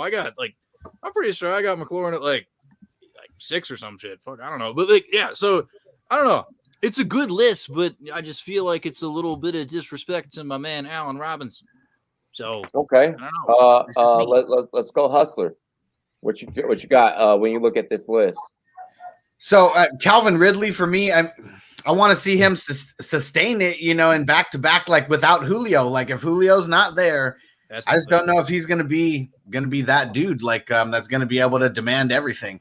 So that him being a little high for me, that's the only thing that really stands out. I mean, everything else pretty much the same that I have. I like that take. Hector.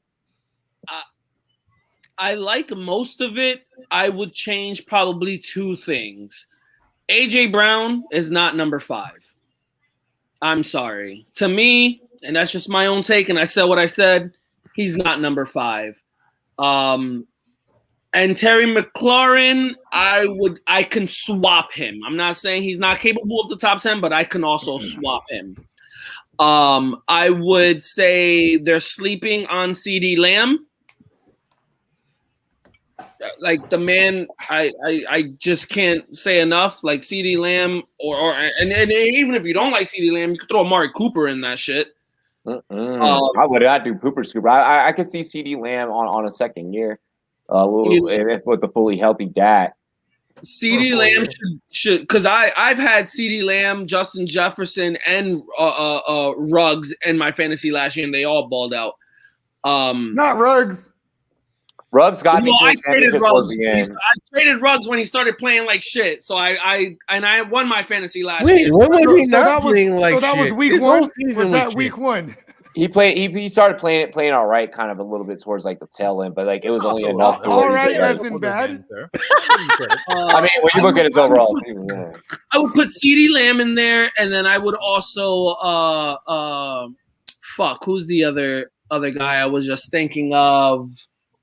I'm gonna have to get back to you on the other guy because I got Bogart. Okay, Bogart should be number 3. Yeah. I should be on this list.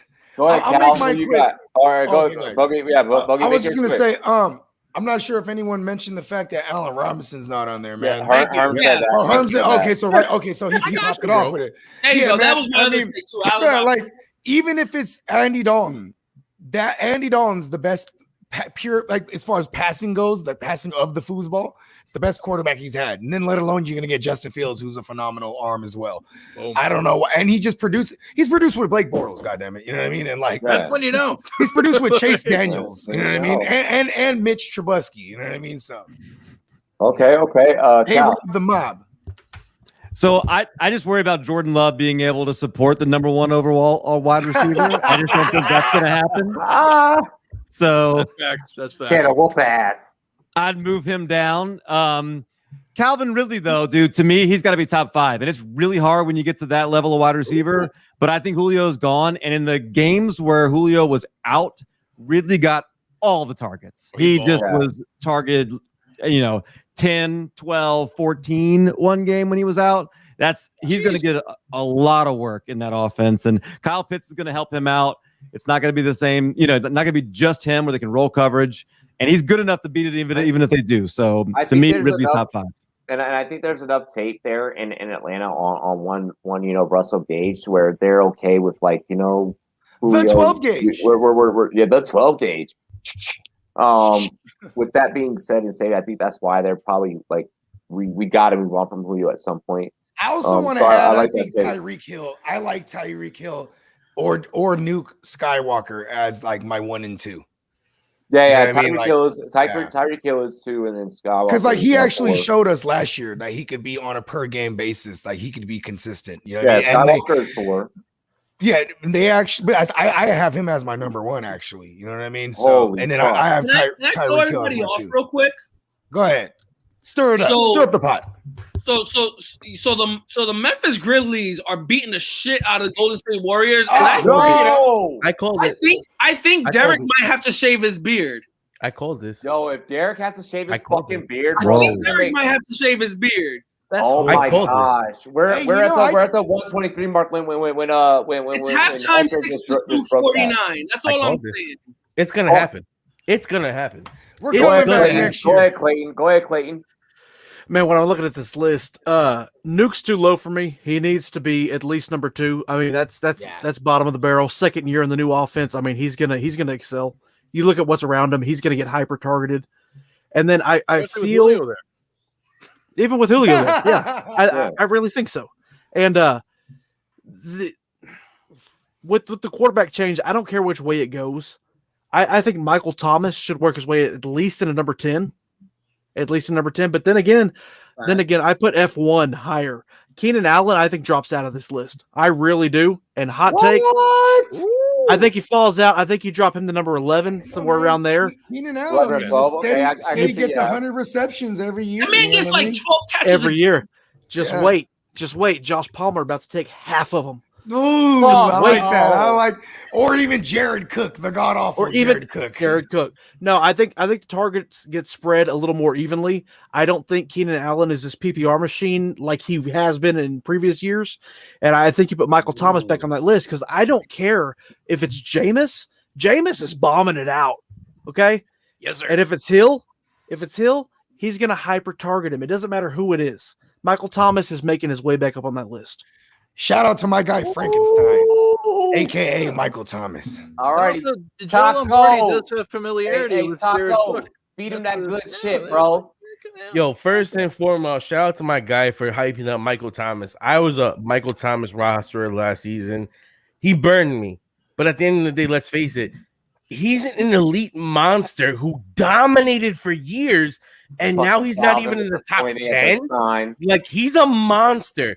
I have him at least covering Keenan Allen, Metcalf, Ridley, Jefferson, Turner, based on like no one changing anything, because obviously if Julio moves to one place or another, it changes all the dynamics. So I probably have Michael Thomas at 6 and push everyone down.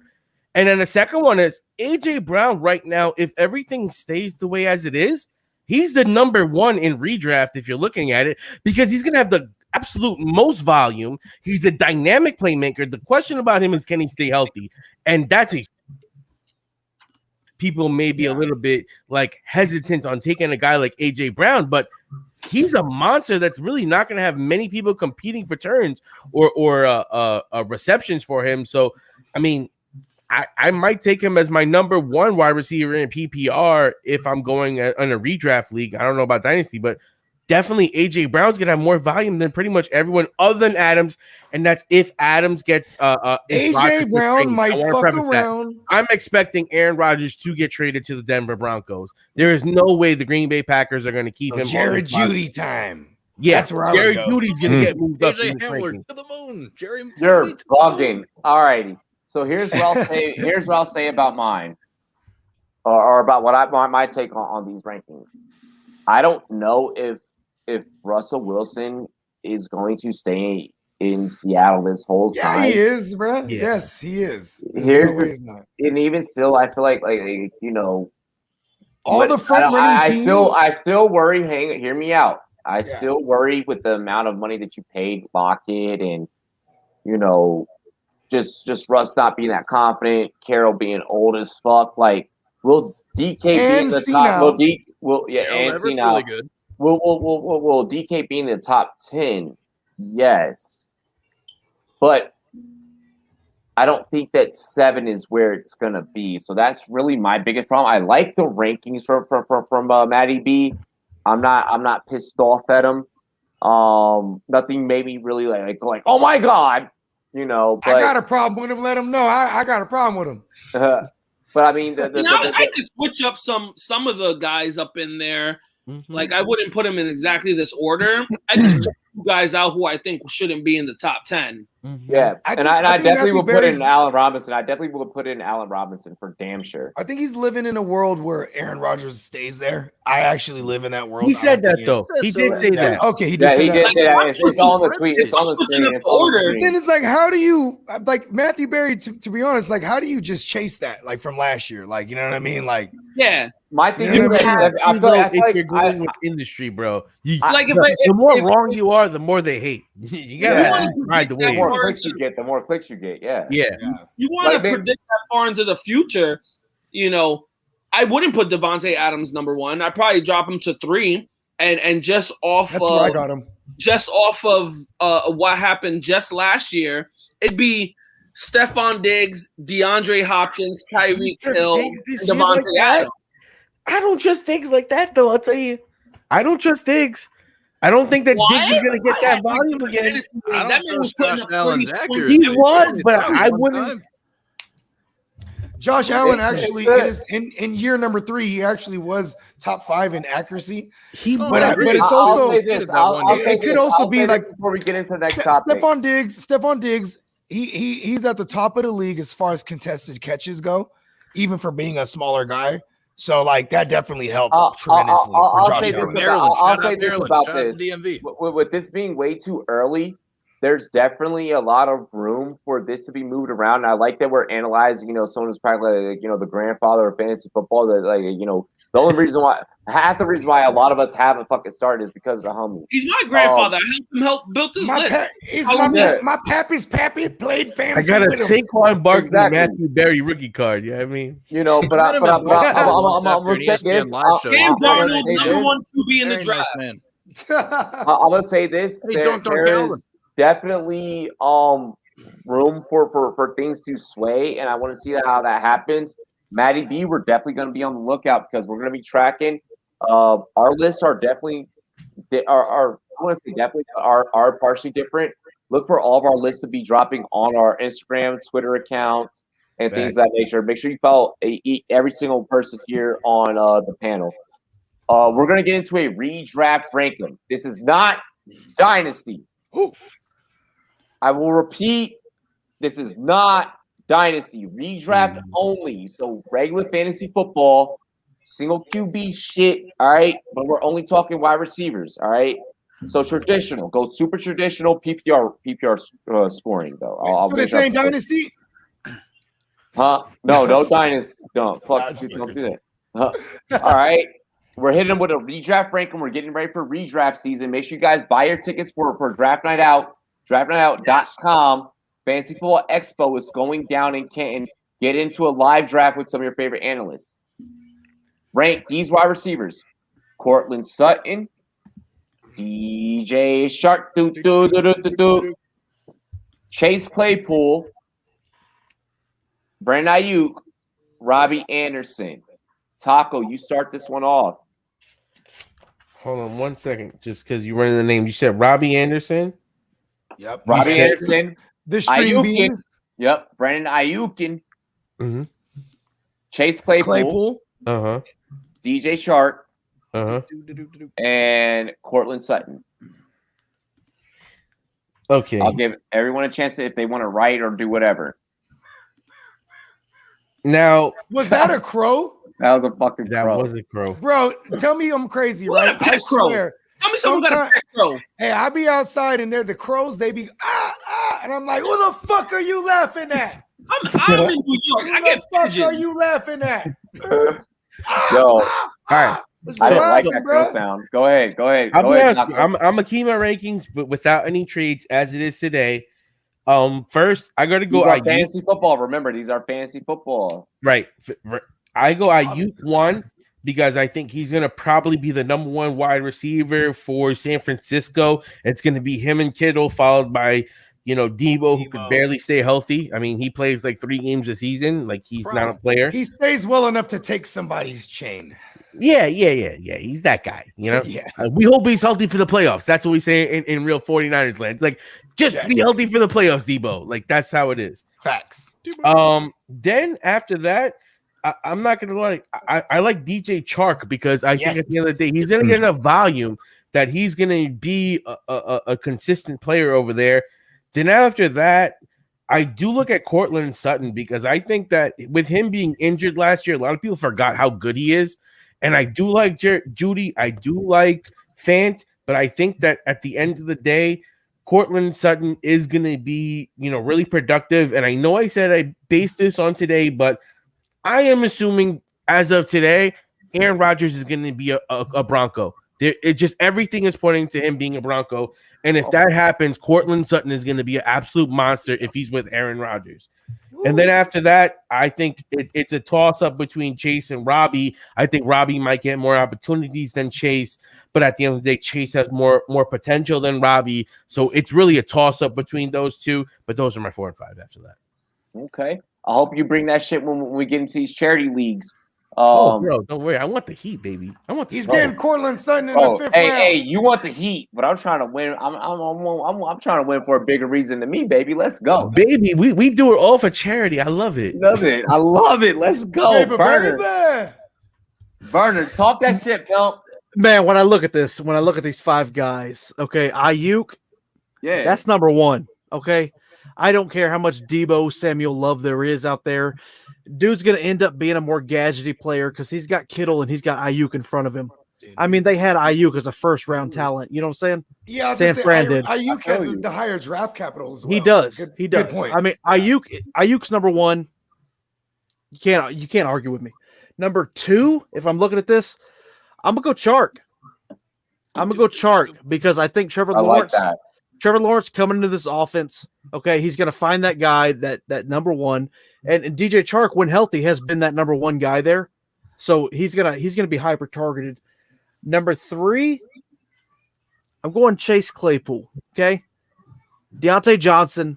He's had some drops. He's had some issues, but he makes big plays, and he's got Big Ben this year, and I think he saw that. He's gonna see his fair share. Between Anderson and Sutton's where I had the problem. Okay, but then I look at quarterback. Do I want Drew Lock and Teddy Bridgewater? You know, I really don't. I want Darnold. Aaron Rodgers. No, I don't think it's Aaron Rodgers. They offered him money. I think he stays. But I think I gotta go. I think I gotta go Anderson and I gotta go Sutton. Sutton number 5, because I think Jerry Jeudy, I think he shines this year. That's what it is. Hey, it is what it is. That's your take. All right, Cal. I see Cal. Cal looking at some research over there in that corner. So yeah, I'm gonna go a different way. My number one is a guy that you guys have all so far put at the bottom, and it's basically, I think, in redraft, I'm looking at opportunities and who's gonna get the most targets. And Robbie Anderson is going to lead this group in targets next year. My man, the string bean. Joe Brady is a great offensive coordinator. I love DJ Moore, but he's reunited with Sam Darnold, who they know from New York. They spent time together. They had a really good connection there. He had over 100 targets last year. There's no reason he won't have that this year too. In redraft, he's going to be a great value. Cortland Sutton's number 2 for me, and really this is about talent. I know Drew Lock is there, and I've expected it to be Drew Lock, but whether it's Drew Lock or whether it's Teddy Bridgewater, Pat Shurmur runs more 3 wide receiver sets than anybody in the league.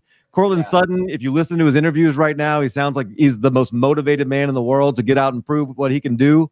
I'm expecting him to command the ball and command targets in that offense too. So to me, like he's number 2. Then Brandon Ayuk, I only bump him down a little bit. Just again, it's Kittle. I'm expecting a lot of Jimmy Garoppolo this season, and then Trey Lance to be worked in. I don't necessarily expect a lot of 30 pass attempt type games from him this season. I think we could get there, but I don't expect that now. DJ Chark is the one I just don't know what to do with because I don't know how much he's going to be on the field. They do have Marvin Jones. They got Laviska Shenault. They've got Travis Etienne working out, at wide receivers, splitting out wide, things like that. So, Chark could be the one. And if he is, then he's going to be the best of this group because Trevor Lawrence is amazing. But he also could, not see the field quite as much. So he's the one Trevor I don't know. Trevor Lawrence is white Jesus. Claypool. You can't have 2 white Jesuses. Hey, he's right. We said that Tebow was loved by white Jesus. We never said who was white Jesus. That's right. To be fair. And I did say there were several Jesuses. You know what I mean? Claypool will start off the season. Like the first 6 weeks, Claypool is going to have the most points of this group because Big Ben is going to have enough arm strength to push the ball down the field. After that, it's gone. All underneath targets to Deontay Johnson. Claypool is going to be a sell high after week 6. Go ahead, Hector. All right, so I'm gonna follow Calvin. Robbie Anderson's number 1. Robbie Anderson is number 1. You have the connection with Sam Darnold. He's had over 100 catches in multiple seasons, over 1,000 yards in multiple seasons. Mind you, he's not the number 1 on that team. McCaffrey is. That's facts. Yep. Yeah. Then I'm gonna go Ayuk. Talk your shit, player. That man is he's a beast. He's just a beast. Then I'm gonna go. I probably will go with. Damn, I'm like caught up with Sutton and Chark. I'm gonna give it to Chark just because Sutton. Just because Sutton. Charknado. Just as Chark in the QB situation over there, we really don't know what the hell is going on. Even though Sutton can ball out, I'll give it a Chark. Even though we really don't know what he can do either, because he gets injured a lot, and we really don't know who's going to be the number 1 target over there. But I'll give it a Chark because with Keenan Cole finally gone, and with the other guy that stays getting injured that 49ers didn't even want, Marquise Lee. Yeah. He'll be the number one over there. Who was Sutton and Sutton and Claypool. Claypool. Sutton and Chase I'm gonna put Claypool. I'll put Claypool at 4, only for the fact that Big Ben, his career is coming to an end. Yeah, I think. But at least they have a QB over there. But at least they have a QB over there because we don't know what the hell is going on with the Broncos. And then Cortland Sutton coming off an injury. Yeah. Okay. I like it. Hustler. Right. So I'm basing a lot of my stuff. Wait. Oh, Hector, you said you're heading out after this one? Yeah. Hey, Hector, where can people find you? Where can people get your content? Where can people fuck with you? All that good shit, bro. How can you get connected? This is my Pomeranian. Fuck with her. He wasn't playing earlier. Oh, don't worry. I got the pit here, too. Yeah. Hey, the Pomeranian, she be running shit, though, huh? Nah, she is. She's an OG. Yeah. Hey, yo, where can people find you, pimp? Talk your shit. Right, guys, you got the next minute. Hector breaking down the tape. My buddy Zach is my co-host. You can find us on Facebook, Instagram, Twitter, pretty much any YouTube, any social media. Just look up Breaking Down the Tape and follow, like, and share. If you guys don't like my loud mouth or Zach's wittiness, send it to your friends. Exactly. There you go. He said what he said. And I said what I said. Yes. Hey, I appreciate you for joining us tonight. Arguably one of the greatest catchphrases ever. Hey, enjoy your night with the missus and yo, just peace, love, and chicken grease, man. Love and happiness, all that good shit. Yeah, man. Pleasure working with you, Hector. We'll catch you guys on SportsMe, and you already know. Stir that pot, boys. Already. Later, bro. Hey, Hustler, get into your list, bro. All right, so I'm basing a lot off the TDs of what I think is going to happen, and then obviously, opportunity. I think DJ Chark going to be number one. Yes. We already see with a guy like Minshew, just getting out of the pocket a little bit. We know Lawrence is going to be that dude buying a couple extra seconds. As long as he can stay healthy, which he was playing hurt all last year, I think he's going to be number one. Robbie Anderson, though, I got to throw out number 2. I think, outside of Christian McCaffrey, he's going to be the second, leading TD guy. Linking back up with Sam Darnold. I think he's going to be that dude. And then I got to mix in Ayuk at number 3. I think that George Kittle is going to take, so much of his work that I don't know if he's going to go from a 60 reception guy to like a 90 reception guy or anything. So I think he's going to take a bump, just not a huge bump. And then I'm throwing Claypool at number 4. If he could just have a couple games that he stringed together last year, he's probably even going to do better than that. He did the best when they were getting him some touches in the backfield. I don't know why they stopped doing that, but if they go back and they go look at that tape and realize that they should use him that way, I think that he could definitely be a lot better than 4th on this list. And then Sutton, I like it. There's just a lot of competition there with Fant and Jerry Jeudy. I want to see who's going to be the quarterback. If I forget who said it earlier, but if Aaron Rodgers goes over there, Cortland Sutton's going to be that dude and rising up the charts. Herms. Oh yeah. Give me your 5. Yes, talking redraft. We're in my dojo now. Herms, the redraft analyst, because I know a lot of people like to talk about the dynasty stuff, but like, dude, redraft is the name of my game. So, by the way, you should all be getting ready for your redraft content. Everyone out there, if you're a fantasy analyst, if you're not starting to plan that shit out, you're fucking up. Go ahead. All I care about, man. I love redraft. Redraft is. I love redraft. I love dynasty, but I love redraft. Dynasty's cool, but like redraft is where it's at for me, dude. Yeah. Like I spend way too much time in my life thinking about this. But okay, so all right, I want to start off by saying that it's been talked about on the show before. Steelers fan. I normally have a Steelers hat that I wear. I know how the offense works. I've seen it for a very long time. I love Chase Claypool. Do not get me wrong, but there are some people that are obscenely high on him. And here's how this works. Deontay Johnson is going to get a shit ton of targets. That is just what's going to fucking happen. He is the wide receiver 1 in that offense. Is he necessarily the quote unquote best, most talented receiver? I'm not entirely certain. that doesn't fucking matter. He's not even certain, but yeah. It's just like, so it's just like, Deontay Johnson, clear number one on that team. He's going to get the highest volume. The floor is going to be fantastic. And also, I feel like the drops were a little overblown. I watched a lot of the games, like, not all of those balls were very cleanly thrown to him. They were a lot of them were in prime time, so it actually hurt a lot. True, of course, yes. And I will say, like, sometimes it had, particularly the Buffalo game, which is something that we will talk about a little bit later, or at least I will talk about a little bit later. They benched him for a quarter. But yeah, so like that whole thing, whatever, just wanted to throw that out there, which is why Claypool of all of these guys is the lowest on my list. Not because like I adore him, I'm a fan of the team, I want him to do really well, but just like the volatility of because like the pecking order in the offense is Deontay, and then depending on the matchup or whatever, it's either going to be Juju, more often Juju, running out of the slot, getting the second priority, and then Chase Claypool. To Alex's point, if they could just be like, oh wow, some of that shit out of the back, like the little end around stuff, especially like he had like a couple red zone touchdowns, just like doing some stuff out of the backfield. If they could realize that he's a lot more versatile, that like I don't know. So either way, like he's lowest on my list, but I think he has incredible potential if they're willing to scheme around him to actually do some shit. Then, okay, I just wanted to get that out of the way. My number one of all of these people, I gotta say, I have it. Ayuk, number one. The dude, he was able to put up like toward the end of the year when he really got things going or whatever. He was averaging like 15 PPR points as a rookie for like a significant win. Like because I think he ended the season like his average points per game or whatever, like past a certain point. I don't fucking know. Like not a lot of people do that as rookies. Like he's incredibly fucking talented. And look, coming into this past season, I was wrong about him. I was actually really low on Brandon Ayuk, and I thought he wasn't that good. I was fucking wrong. I don't know everything. So yeah, like I've changed my tune. Brandon Ayuk, definitely number one on that shit.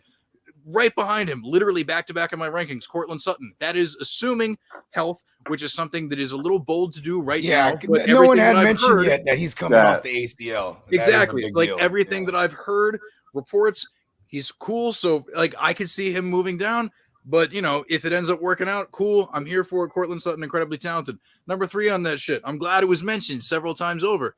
Like, even though the Adam Gase-led Jets were fucking horrible to watch, the one bright spot that was always there was the connection between Sam Darnold and Robbie Anderson. Then he was the green bean, but now he's not. Now he's the string bean because exactly like green. That shit was beautiful. And the fact that, and something that hasn't been mentioned, like, yes, I understand that they drafted Terrace Marshall to eventually fill this role, perhaps, but, Curtis Samuel leaving and coming to my neck of the woods to be in DC or whatever, like, yeah, there's a lot of shit going on. So, like, Curtis Samuel being out of that offense, I don't know if that all directly goes to Terrace Marshall. I think it certainly stands to reason logically that Robbie Anderson is only going to stand to further benefit from what he already saw last year, which was incredibly solid volume. So, boom, that's information that I said out of my mouth. And then okay, so who else do we got? So DJ Chark. Like, dude, okay, so if we look at Trevor Lawrence in his time at Clemson, like the receiver, that he would lock onto and do all that type of shit, where like these,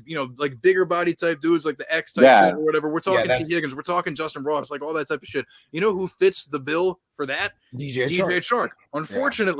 Unfortunately, I have no idea what Urban Meyer and Darrell Bevel are working with in cahoots with one another. Like, it could be a fucking whack-ass offense, but if it goes anywhere near traditional NFL norms, any of that type of shit, I could easily see Chark doing that. So it's just like the upside for Chark on this entire list is being top dog, but I'm just not sure as of this very moment if that's going to come to fruition. So I want to get through some camp shit. I want to read some shit. I want to know. This question did what I wanted to do. I wanted to make motherfuckers think, in all honesty, because a lot of people right now, like, notice I hit y'all with, here's Matthew Berry's top 10 way too early. Then I was like, now we're gonna go deep receiver. I did that on purpose because, well, I like to play games. Herm's got the takes though. Follow me on Twitter. Let's go ahead, Bogey. Give me your 5. All right, I'm gonna pop this one off of my man, the Chark Knight. You know what I'm saying? We're going with the Chark Knight. I mean, he's theoretically the number 1 on the team, and like he just gets a phenomenal passer of the foosball. And I fully expect this team to be playing from behind. I mean, I know Darrell Bevel's there, and I remember him with Russell Wilson as a rookie. You know what I mean? They enforced the run a ton with beast mode, and now you have James Robinson and Travis Etienne. But I feel like they're not going to respect Trevor Lawrence in the NFL initially, and like we're going to see DJ Chark on the outside with single coverage a lot. A lot. I'm going with the Chark Knight at 1. Number 2, I'm going with Robbie Anderson. You have the correlation with my man Darnold Schwarzenegger. You know what I'm saying? And then, you know, the Joe Brady thing where like Joe Brady's just one of the more, you know, a lot of people don't put him in the conversation yet because he's still fairly new, but he's up there to me with like the Sean McVays and them. Like he's the next forward-thinking motherfucker. He's got skills. Yeah. Who we got? Yeah. Who we got? Number three, I'm going with my man Deadpool. You know what I mean? He's coming off a 14-yard off of last year, you know, a 14 yards, a target. You know, that was his average depth of target. And they are a pass happy team. I know they drafted Najee Harris, so we're gonna see a little bit more of a balance. Yes. But Claypool, man, I like Hustler and others said, man, you know, they stopped scheming him up. You know what I mean? And like, you know, you bring that back into the fold. You know what I'm saying? I mean, you know, we love that in fantasy. Just opportunity is key, right? You know, any chance you can get your guy the ball. And then fourth, I'm going my man Ayukin, you know what I mean? Because my Niners are a run first team, and he was a benefactor or a beneficiary. Either way, I guess either one works. But we're you know, he benefited from, you know, Kittle and Debo being out. You know what I mean? So, you know, that's one thing I'm weary of. You know what I mean? Like, I'm just to think realistically, he's awesome as fuck, though. You know what I mean? Like, but, and then I'm going Cortland Sutton just solely based on like my man Drew Lock, bro. Like, Drew Lock as a passer, you know what I mean? Like, you know what Drew Lock likes to do? He likes to roll out the pocket and throw a big ass pick. You know what I mean? Like, you're going to be getting the same thing out of whatever. Yeah, and I do live in the world that Aaron Rodgers stays in Green Bay, so I fully expect and Bridgewater probably going to beat him out. I do like that. You know, Bridgewater does like to stretch the field, but there's other guys like KJ Hamler time. You know what I mean? MC Hamler, right? And then you have even Jerry Jeudy can stretch the field. So, you know, and then Cortland Sutton coming off the ACL, he's probably not going to get a full complement of snaps the first quarter of the year. He probably won't even see him in preseason too much. You know what I mean? So it's a big deal coming off of ACL, being that size of a man, because he's a big dude. You know what I mean? Quite large. So I'm gonna make mine rapid fire. I'm gonna go Sharp, Ayuk, Sutton, Anderson, Claypool. I'm not gonna provide any that's just my picks. And I'll just really justify Claypool being at the bottom just because Big Ben's getting old. Yep. He's not very good. Yeah, exactly. Breaks my heart, but he is terrible.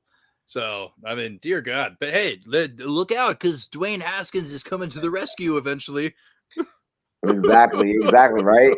So let's go ahead and get into what week one matchup are you looking forward to the most? And if you want to, you don't have to, but, you know, I understand we're all drinking, we're chilling and shit, you know, but what week one matchup are you looking forward to the most? And break down what we can expect from your eyes in terms of scores, fan presence, fancy surprises, over-unders, etc. Whatever you want to touch on, what are you most excited for week one? What game? Me? Yeah, because Bogart's gone. Dude, okay. Look, so I talked a little bit about it when I mentioned Deontay Johnson's name earlier. That game that the Steelers played against the Buffalo Bills was embarrassing. It was so bad. Like, oh my God. Like, it was supposed to be such a good game. It had everything. It had everything you wanted. Like, the two fan bases, like, super cool, super passionate. Two teams, super cool, super passionate, super good. And just like, oh my God, they showed up and played like ass. So, like, oh God, like, just, okay, they'll get a chance to redeem themselves. And, like, man.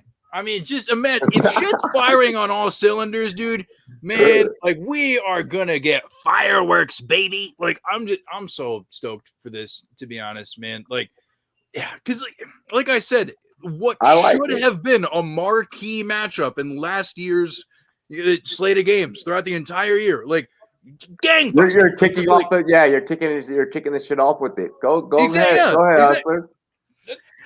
I want it to be good. A playoff rematch. That's where we're starting. The Chiefs and the Browns. Oh, the Chiefs beefed up their O-line. We already know that. Their defense pretty much the same. You know, nothing to brag about there. Cleveland, their biggest weakness was their entire defense. They got steamrolled by the Chiefs in the playoffs. And what did they do? They literally improved at every phase of their defense, all 3 levels. I'm super excited to see what the Browns do, especially week 1. But I still think the Chiefs whoop their ass. But I am excited for the game nonetheless. Okay, Cal, week 1. What's your shit? So I could go Taysom Hill versus Blake Bortles with New Orleans and Green Bay, but I'm not going to say that one. What I'm most excited, Sunday night, man, we get to see this new look Rams offense, and I'm kind of excited to see what McVay can do with a really good quarterback in Stafford. They have great receiving options. I mean, all across the board. Cam Akers busting out, kind of taking that job by the reins. Let's see what he can do. And they get the Chicago Bears, who have new life, and hopefully that's a game that we get to see our first taste of Justin Fields. Like, go ahead and get him out there and let's roll. And that'll Stafford, be a fun game on Sunday he night. knows how to watch. shred. He knows how to shred the Bears up too. Mm-hmm. Okay. Let's go ahead. Burner Stone. Clayton. Man, Panthers Jets. I know it's not a playoff matchup, but I'm not as low. There's a lot of new. Yeah. I'm not as low on Sam Darnold as a lot of people are, and I'm excited to see what he does against his old team. I don't think you're as high on him as me. For real? Where you got it? I'm the resident Sam Darnold truther. Dude, his name is Darnold Schwarzenegger. He's the Terminator. goddammit. I really think he's gonna show the Jets. This is what I can do with weapons if you put them around me. So here we fucking go. Here's McCaffrey. Here's DJ Moore, and I think that Zach Wilson is gonna get out there and he's gonna be a fucking rookie. So I mean, yeah, I'm really looking forward to that. Taco. See, now I am really stuck between two games. The first game is a AFC East division matchup that I think is going to be absolutely awesome. The Dolphins and the Patriots. Let's face it. I think those two teams are going to be competing for that division. I think the Patriots want to beat the Dolphins. The Dolphins have a lot of ex-Patriots personnel. I believe that the Dolphins, Kyle Vanoy, went from the Patriots to the Dolphins, back to the Patriots. So, he's going to be gassed up for this game. So that game's going to come in intense. And the second game that I'm looking at, I mean, I guess it's with or without Aaron Rodgers. I am expecting Aaron Rodgers to go to the Broncos. I'll put it on Front Street. But the Packers versus the Saints, whether or not they have Aaron Rodgers, that game is a must-see game because, one, it's the Saints. They're not having Drew Brees, so it's the first game minus Drew Brees. Second, either the Packers last season with Aaron Rodgers or first season without Aaron Rodgers. So either way you're looking at it, it's monumental for the Packers. So I think those are the two games going into the week 1 that I think is going to really spark some interest. Damn, good shit. Good shit, Taco. Bogey is doing something. My bad. I was just tying my shoe. What was it? If you gotta light the joint, Go ahead. Yeah, my lighter was not working. I'm looking forward to be honest, I'm looking forward to my Niners, bro, because I just want to see us look good. Niners, Detroit. I mean, just be back healthy, and Detroit looks like we beat the shit out of Jared Goff all day. So it's I feel like we're gonna start 1-0. I know they might be biting kneecaps off and shit like that, which would probably be detrimental because all my Niners are coming off of ACLs and shit like that. But I want to see my Niners, man. I want to get back to kicking ass, bro. Let's go. All right, so I'm gonna keep mine all the way a bean. But I'm also hit it with this. If you love battles in the trenches, and if you love what you saw in college football, then you're going to love this shit right here. Chargers, Washington, East Coast, West Coast. It's going to be a whole thing. Rashawn Slater, Chase Young. It's going to be listen, ice up, son. Get your popcorn ready. It's gonna be one of those types of days. It's gonna be one of those types of games. And we're talking that game, that's during the first set of games. That's during the first half. If you love just football, I think that because of that battle in the trenches, we're gonna be provided with football. And I'm taking whatever the projected score is. I don't have it. Where's right now. This game? Where's this game at? It's in Washington. But I'm still taking the under. I'm thinking about going. Dude, whatever the score is, bro, I'm taking the under so Hey, don't sleep on the Chargers defense neither, man. You're right about the under. This is going to be two good defenses. Like, I'm not sleeping. Like, the Chargers, they're one of those teams that just had hella injuries too. You know what I mean? Fuck it. Hey, 9:06 Mountain Time, 5/21/2021. I'm calling it. Lock the under on this game early. Lock it in early. Get ready for fucking defense. Just, I hate you. I hate you more. Like, this is gonna be Pac and Biggie, bro. This is East versus West. Let's go. Jesus, up in smoke. Up in smoke. Hey, let's go ahead. We're gonna roll it. We're now getting towards the tail end of the show. This year, the NBA, we're gonna just kind of get a little bit to it because I want to get to this boxing topic because it's super interesting. This year, the NBA shook things up, making a play-in game format. How do you feel about these play-in games? We do know that the Warriors-Lakers was the most watched game of all playoff games. So, I mean, what are we thinking? Go ahead, Bogey. Is it good or bad? Listen, I think it's good just for the fact that, like, if you're a Pelicans fan or a fucking, or in this case, I'm a Warriors fan on a down year, with a lot of injuries, and where it's like, we still actually had a chance. You know what I mean? Still had talent, yeah. Yeah, but like, I feel like they did this just for LeBron. Like, seriously, like, just make sure LeBron has a chance. You know what I mean? Like, not even the fact that LeBron's on the Lakers, just for LeBron, period. You're just controversial, is what I think. Nah, that's just, come on. I'm saying what everyone's thinking. Come on. I'm not. And then LeBron's the first guy's like, I don't like this. Shut the fuck up. You know what I mean? He probably put the vote in. Go ahead. So I don't watch that much basketball anymore, but here's what I think they should do with the playoffs. What I think would be super neat is, do like the whole, 16 teams or whatever, but like, fuck the conferences, just like the top 16 teams. Because the whole East West, you know what I mean? Like, this is not a new idea. I didn't come up with this, obviously. Like, anybody who's been hyped, anybody who knows anything about basketball knows that this is something that's been floated around for a while. So we're going quarantine style. Because isn't that kind of how they did it last year? Yeah. I think so, yeah. So just like, I don't know, just throw the top 16 teams, regardless of conference, into the fucking playoffs. That's really all I want to say. Although I would say do that, but still keep this play-in thing. You know what I mean? Like, the stakes are interesting. You know what I mean? Because the whole is just like, even if you lose that first game, you still got a shot at redemption. You know what I mean? Like, that shit's pretty tight, especially living around DC. You know what I mean? Like with the Wizards or whatever, it was just like, oh shit, there's still intrigue. Like all. So it's just like, I don't know, dude. Like, augment that system a little bit, make it just the top 16 teams, but keep that play-in shit. The play-in shit's pretty tight. As somebody who's like a fan of basketball, but like my interest in the sport has waned over years. Like, bring me the casual motherfucker back in. You know what I mean? That's really quick. Drake just said Drake is in the studio because Drake was at that game when LeBron hit that shot, and after Draymond fouled him, and like LeBron his quote was, "I had triple vision," and he said Drake in the studio late in the game, my vision blurry, but I'm still clutch like LeBron over Curry. Bars. Hey yo, Drake, shut up, Drake. Shut up with your everybody, Drake. Show everyone, Drake, your tattoos of the Warriors numbers. He has a tattoo of fucking KD and Curry, and shut the fuck up, Drake. You're a fan from Canada, Drake. Hey. Drake is king eyebrows. Be king eyebrows. Go ahead. I thought it was funny that LeBron came out and said that he didn't like this idea. Just all to save face, because we know that he loved it. Loved the idea. Give him his chance.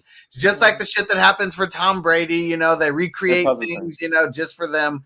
Same shit. I love it, though, because I just want them to shorten the basketball season. Shorten the basketball season and have more games like that, where balls to the wall, for 2 or 3 games where that really makes a difference. Right at the end, I like it. They need to do it more for sure. Hasn't baseball been doing that for years? Baseball is a playing game, and they've and had those the games are wild nuts. card game since 2014. And if we're talking about that, they should expand that to a 3-game series. Just saying. That's just, yeah. You don't even want to get me started on baseball. Go ahead, Cal. No, I think it's great. I think it it's more entertaining. Like, look, that's what sports is all about. Like, make it entertaining. Look, I get 82 games, and then your season could be over quick. But look, just work harder and get a better seed. Then, like, don't complain about it. And for those of us who are fans of those teams, that gives you a chance. It gives you a shot. And I think it's going to cut out a little bit on some of the tanking too, because some of those teams that have been right there, they have a chance to get in the playoffs, and they don't have zero opportunity. So they're going to work a little bit harder to get in there. So I don't know. It's produced good basketball. I'll be curious to see how it is in a full season, because we really didn't get a full season this year. Yo, look at Taco's bottom frame though. It's good. You're right, Cal. You are 100% right. I'm sorry to cut you off, but you are right. I just saw Taco like not say like, yeah, oh no, yeah. Like, and I'm just like, what the fuck am I watching? Like, but it was getting me hype. I love it. Keep it going. No, but you're absolutely correct. Like for us fans, that it gets you a shot. Burner, Clayton. I don't know what I can say that hasn't already been said. Now, I'm not a huge basketball guy. I'll be the first to admit that. Super. But second, because I said it. So well, that's true. I'm a watch sports to get away from my wife type of guy. So okay. Look how Caucasian. I mean, since Larry Bird, I haven't been into it. But no, it's too many games in a season. I've got a wife that's way hotter than me. I'm a 4. She's easily a 10. I've got 2 kids. I got a lot of stuff going on. I don't know if I have time necessarily for basketball. I do like that it opens it up a little bit for those teams to kind of sneak in. But Taco down there, he's nodding his head a lot, and I'm going to pass it off to him. Yeah, I want to know now. Yeah, go ahead, Taco. Take it away. First and foremost, I agree with that. It brings a lot of casual fans in when you have competitive games at the end of the season that matter. Because guess what? You don't care about the regular season. But if the winner of this game makes the 8th seed, you kind of care a little bit because it means something. So at the end of the day, the casual fan is going to like it. Second of all, when you're looking at the NBA as a whole, 16 teams make it out of 30. Already more than half make it. So why not? I get it. The players don't like it because they don't want to compete for extra spaces. But why does Mel make the final 4 spots an actual chase so that they have to compete? And that you can actually sell the actual revenue for that so that they can get these illustrious contracts that they love. The other thing that I'm looking at is if you look at the game, like you said, between the Lakers and the Warriors, or even the game between the Warriors and the Grizzlies, these games right now are must-see TV that they're having before the playoffs even start. How many millions you're of building up to the playoffs. Just from ticket sales, TV revenue, concession stands. There's so much money to come off of this that I think it's a great idea that you will never hot dog, man. Yep.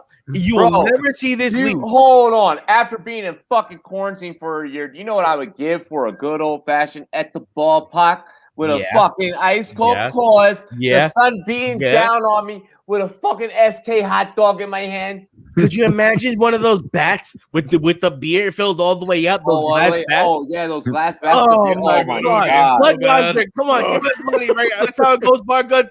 Give us money. We want the we want the bats at San Francisco Giant Stadium with the beer in them. That's what we want. Because, at the end of the day, that's fucking fire. Like, who wouldn't want that as a souvenir? Go home with the glass bat that you chugged the beer out of? Like, that's fucking fire. Bro, my wife be like, we need to throw this away. I'm like, you're on crack. You know what I did with that? I chugged out of that. I accomplished I went 9 innings with this motherfucker. Das Bat. Das Bat. This board, give me money.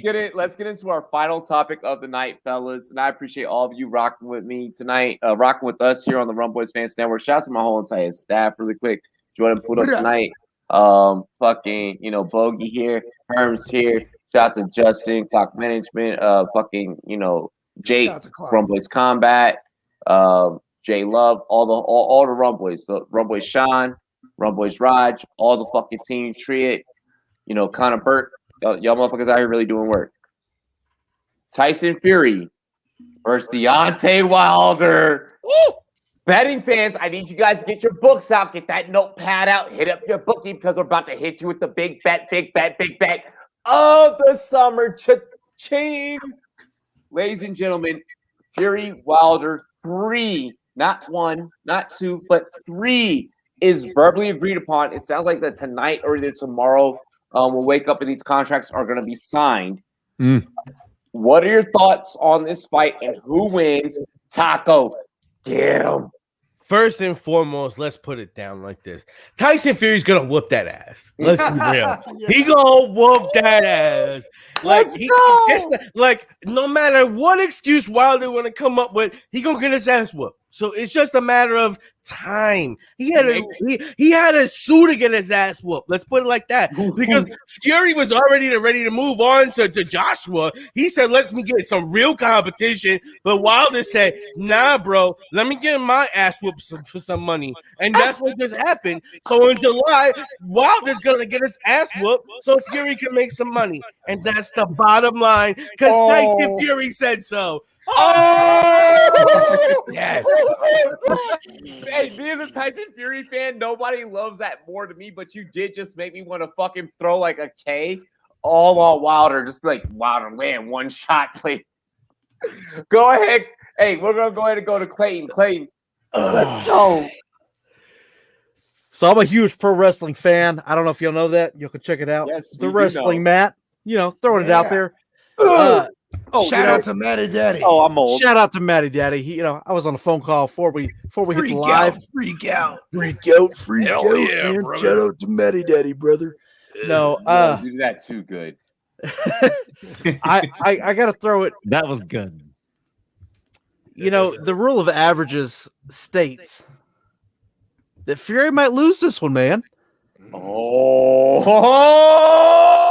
So if I'm a betting man, if I'm a gambling man, this is from the pro wrestling world, the rubber match. Wow.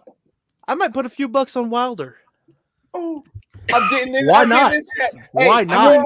I don't think you would make money. We're only off two of takes Tyson into the final take of the night, and I'm already like, I need to get this whole cast together to react to this fight together. Like, I'm already thinking like the content. Like, oh my gosh, bro. Because what do we have? I'm not a huge legit fight fan, but haven't we have Fury and Fury in the 7th by decision? Is that both of them? Yeah. Well, the first one was kind of a tie. It was a draw. Okay.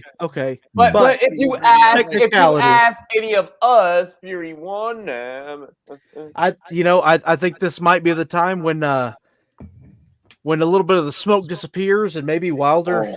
Maybe Wilder catches that one, man. I'm gonna throw it out there. Baby. I'm putting a couple hundred on him.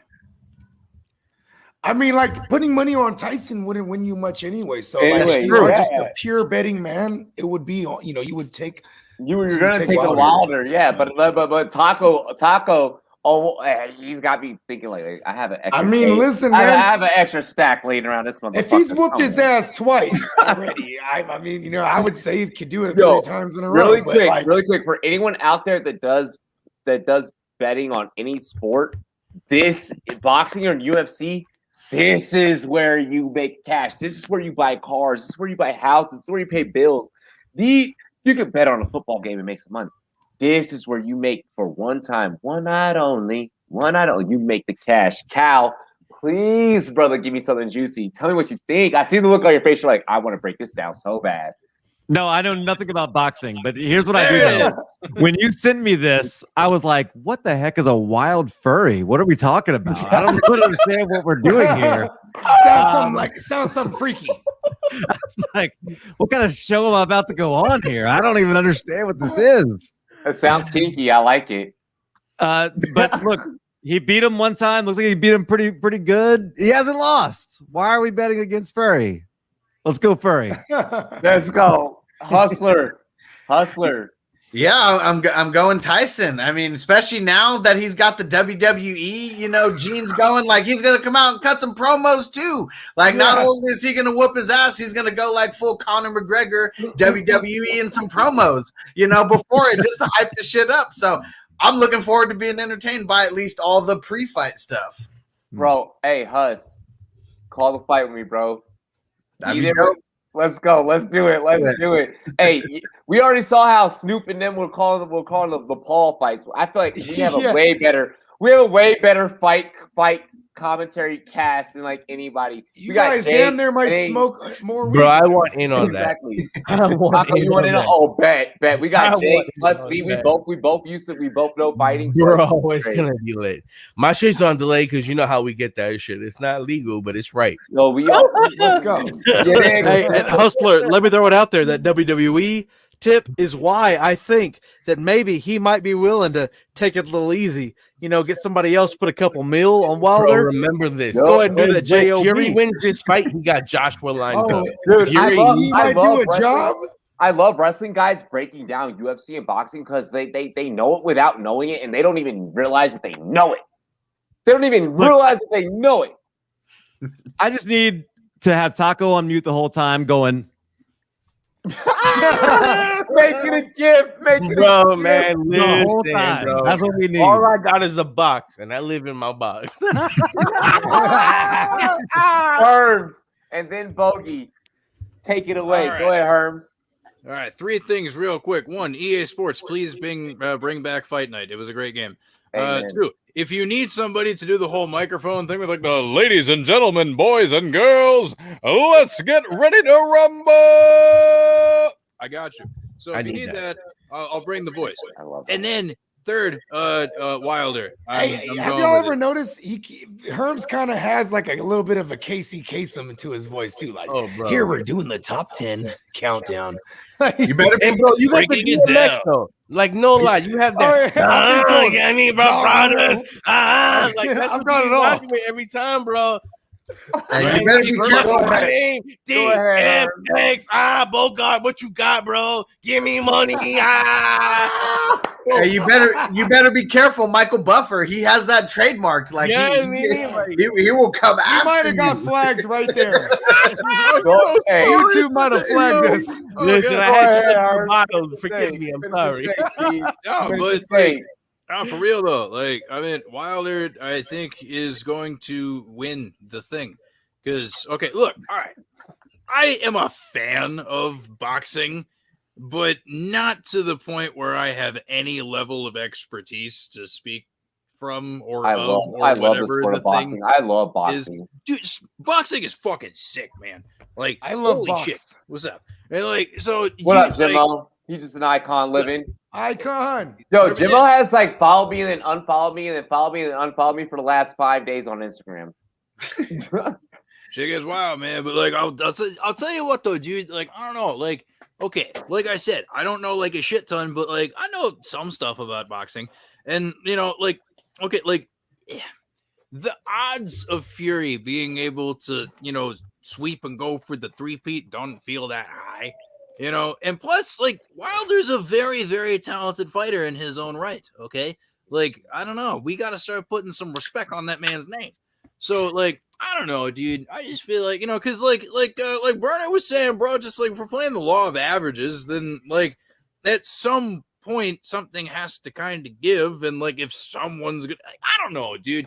I'm going with Wilder on it, bro, especially because, like, you said, from the betting perspective, like, take that motherfucker, man. I have 3 people that you know, listen, when I'm literally like I've been waiting. So every summer, for those that don't know, this is literally a Rumboyz fact.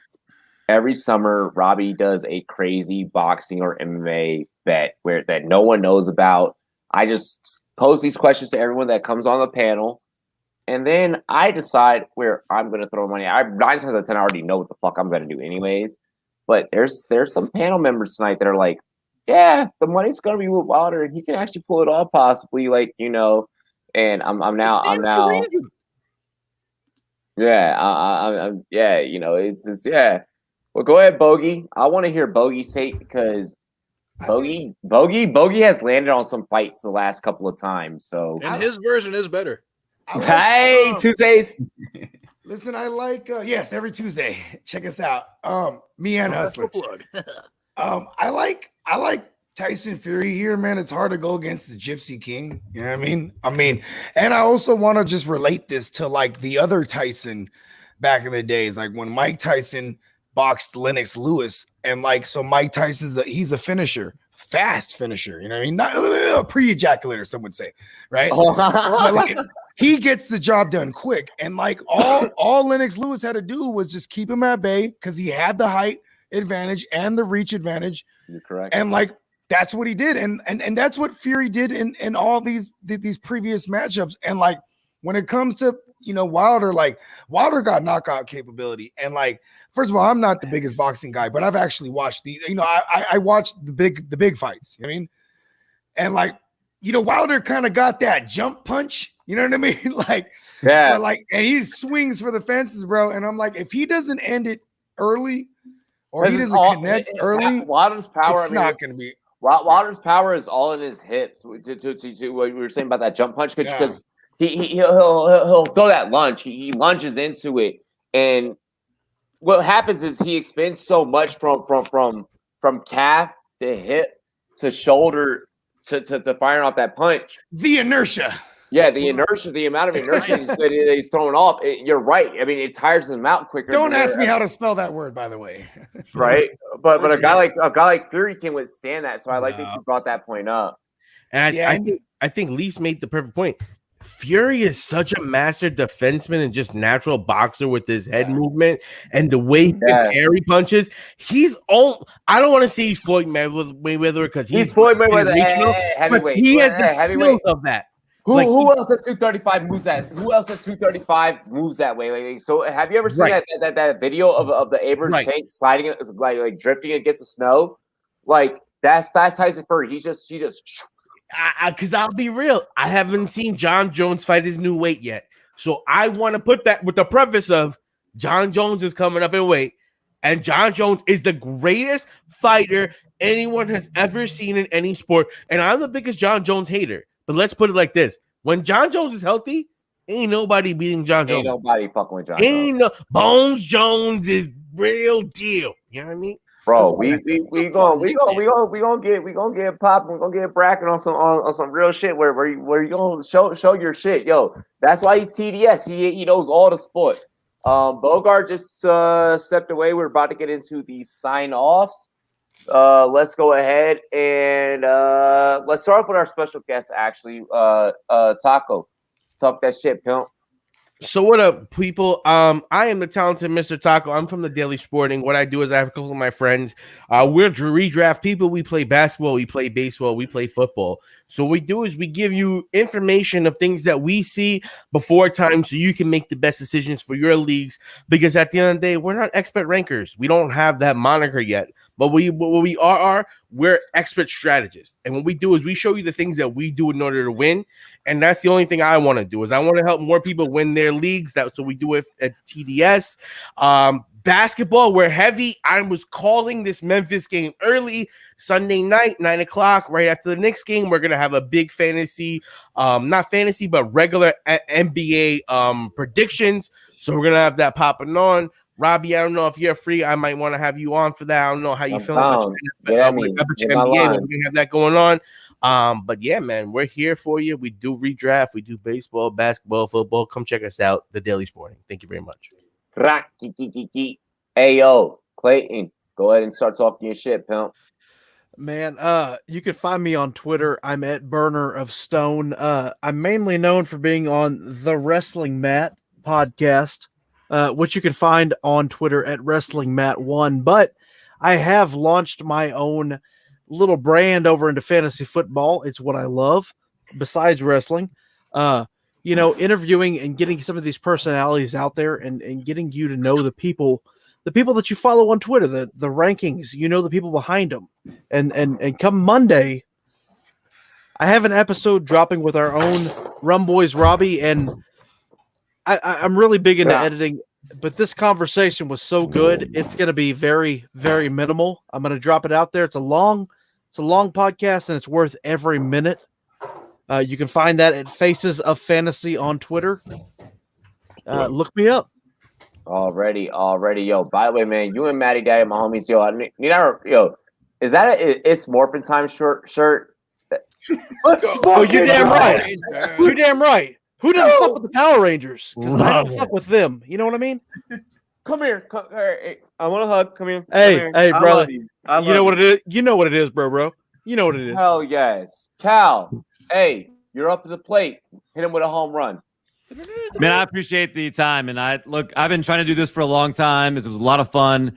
Appreciate the opportunity to come here and hang out with you because, you guys are doing awesome things right here. Keep up the good work. This is a great panel. Love these guys. It was awesome to be able to hang out. You can find me at Calvin and Hobby. I am a contributor, writer for DLF, and mostly focusing on Dynasty. So get your redraft stuff from Taco and Herms and these guys, and come on visit us over at DLF for a lot of Dynasty League football stuff, but also with the Dynasty Vipers. And that's what I want to tell you to check out. Check out the YouTube channel there. There's a Behind the Grind series. It's been awesome. We had Mike Tagliere on. We had Stefania Bell. We had Matthew Berry. Basically, you name it, they've been on the show. Not asking about football. We're talking about their life, their experience, and it's been very inspiring. So many of these, when you listen to them, you hear their stories. They overcame. They made it. They put the axe to the grind, and they did what they needed to do to make it. And it's fun. It's a really good listen. So go check that out.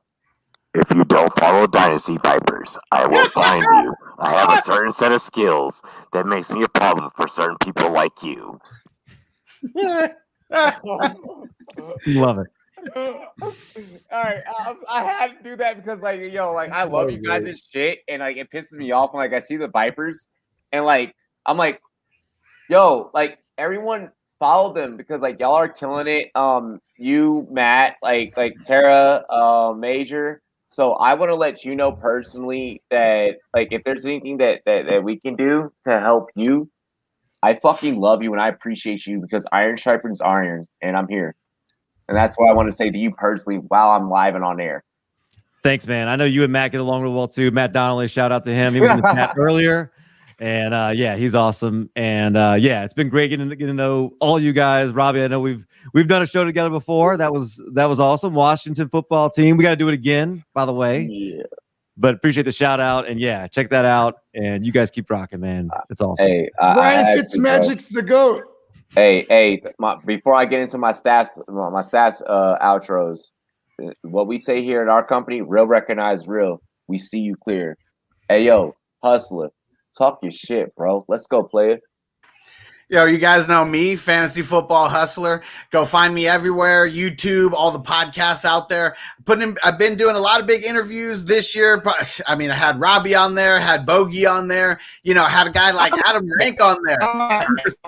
Had an hour and a half conversation with Adam Rank. So I recommend everybody go check that out in podcast form or YouTube. And some breaking news. I haven't mentioned it here on the Rumboyz, but a Hustler draft kit is dropping June 1st. It's already going for the soft launch. We just signed on my man Bogey, who's going to be putting his rankings in there. Yeah. So we're going to have a bunch of rankings from a bunch of people. Herms, I know we've been talking. Herms is going to be getting his rankings in there. He's just trying to figure out the terms. That's all. He's trying to figure. But I don't know of too many people who are doing IDP and offense and mixing them together in a draft kit. So I'm bringing them both together because that's what football is. We're bringing football back to fantasy. We're going to do it. That's our motto here. So, we got over 700 players broken down. If they played 4 seasons, we got all their seasons broken down with stats and charts and averages, and it's nuts. If you are a fantasy fanatic like me, this is something that you need. I've been using this for all my drafts right now, and everybody is jealous who hasn't gotten to use it in the leagues that I'm in. And by the way, Rum Boys and Girls, you guys can catch in-person expertise to that draft content live at the Fantasy Football Expo. So make sure you guys, get your tickets, sign up. We're going to be there. We're going to be together. We're going to be pushing this shit. Hey, yo, Herm, I need you, pimp, to hit them with them Herms. Herms. You dig? Okay, so I am Herms. You can follow me on Twitter at HermsNFL. I talk about redrafts. I'm really, really good at doing fantasy football stuff. Please take my advice. But I'm going to take this opportunity to talk about something that I think is incredibly important. Whenever people talk about, it's just go out there and get it today. Do your shit, grind away, blah, blah, blah, all that stuff. Yes, obviously, motivate yourself, work to do better, do all of that. But not every day is going to be a banner day for you in your life.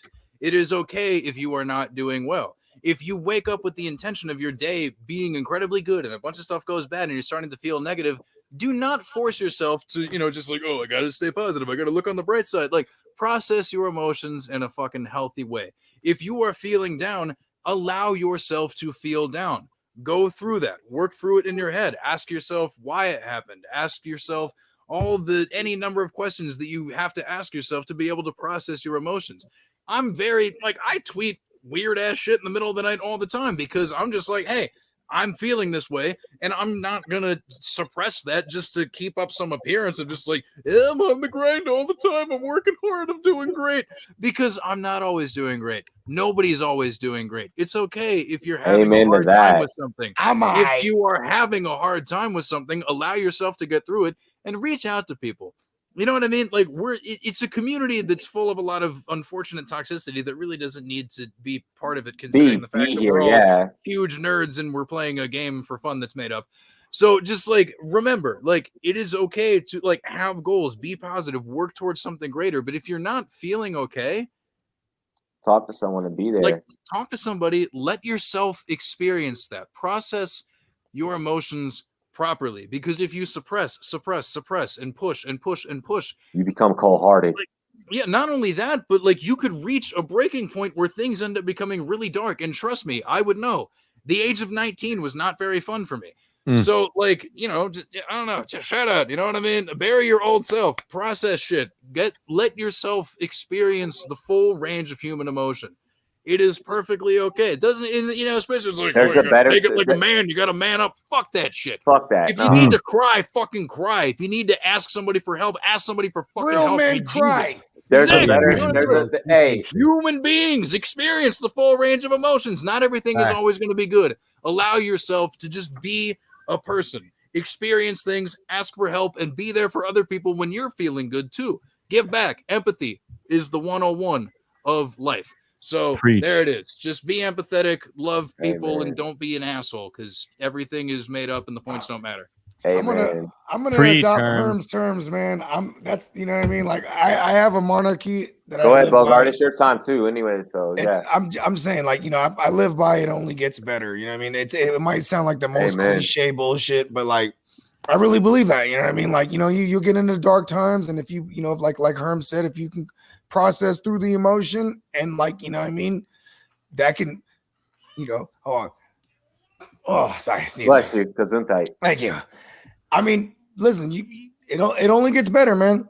And sometimes the dark ages have to happen for you to be able to realize and not take for granted what is good. You know what I mean? Some people just go through life without knowing what's going on with the next person next to you too. You know what I mean? Herm's is one of those people who always wears it on his sleeve, and if he never told me that, I would just think he's the happy-go-lucky guy. But he's very, we're all like onions where you have layers.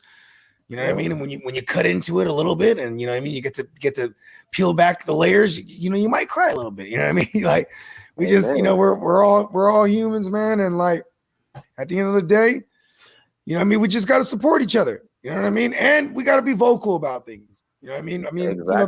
The cliche saying, "Closed mouths don't get fed," or stuff like that, or me being the dickhead, I might tell someone, "Look, bro, you should tell me I'm not a mind reader." You know what I mean? But at the same time, I mean, we just got to be there for each other. You know what I mean? In a toxic space like the fantasy football realm. You know what I mean? Amen. Hey, ladies and gentlemen, you already know who the hell it is. It's your boy Rumboyz Robbie of the Rumboyz Fantasy Network. Y'all can Google us at rumboyz.com. I got that shit out the way. Cool. We are more than just fantasy football analysts. We do deeper shit than that. Expect speaking of mental health and mental health awareness month, and things of that nature, expect a very special, exclusive. What is that? October? When is mental health month? October? Right now. Right now. Right now. Oh, October's breast cancer month. Okay. No, November. No, October is. Yeah, you're right. Yeah. I think about when I had my pink gloves, holy shit. I just put the bitches in a glove too, man. I love my pink gloves. I'm so nasty with those on. Anyways, sorry, you just triggered ADD so hard. But no, look out for a very special show about nothing surrounding mental health awareness. We're going to try and get together a big crew, a big cast. Everyone just. Oh, we bringing it back? Just for one time. It's just one time only. Okay, yeah. For one time only. For one time only. We're gonna hit you guys with that one more again. And then right after that, look for fantasy football Q&A. Our fantasy football question and answer sessions are coming back, featuring Bogart and myself. We may or may not have some other personalities. Come on, the staff has grown a fuck ton. So we gotta keep everyone employed. We gotta keep everyone with jobs. So that's what'll happen. Expect for this community here, specifically with the Pirate Gang and the Rumboyz Fantasy Network, to grow. Expect for your favorite podcasters and such to grow with us, because we want to include them on our journey. We show love to everybody that's ever shown love to us. There's no such thing as gatekeeping. You can always reach down, no matter how big or how small, and offer the hand and bring someone up. You can always reach up top, and you can even bring them down in a very positive manner, and you can feature together and you can work together. And then who knows what opportunities may be fruitful for you. Don't do anything expecting something in return. Just do everything for the love. Be yourself, be genuine, and I promise you guys, you'll find a better person at the end of that. Ladies and gentlemen, this is the Rumboyz Fantasy Network. I love my staff. I love all of you guys. But you know what? I also love my fucking self. And that's a beautiful thing to be able to say. I appreciate all of you guys. Hey, staff, team, special guests, let's do this one last time. Cheers to me. But cheers to you. All the Rumboyz and girls want to do. Dilly dilly. Empathy. We out of here, y'all.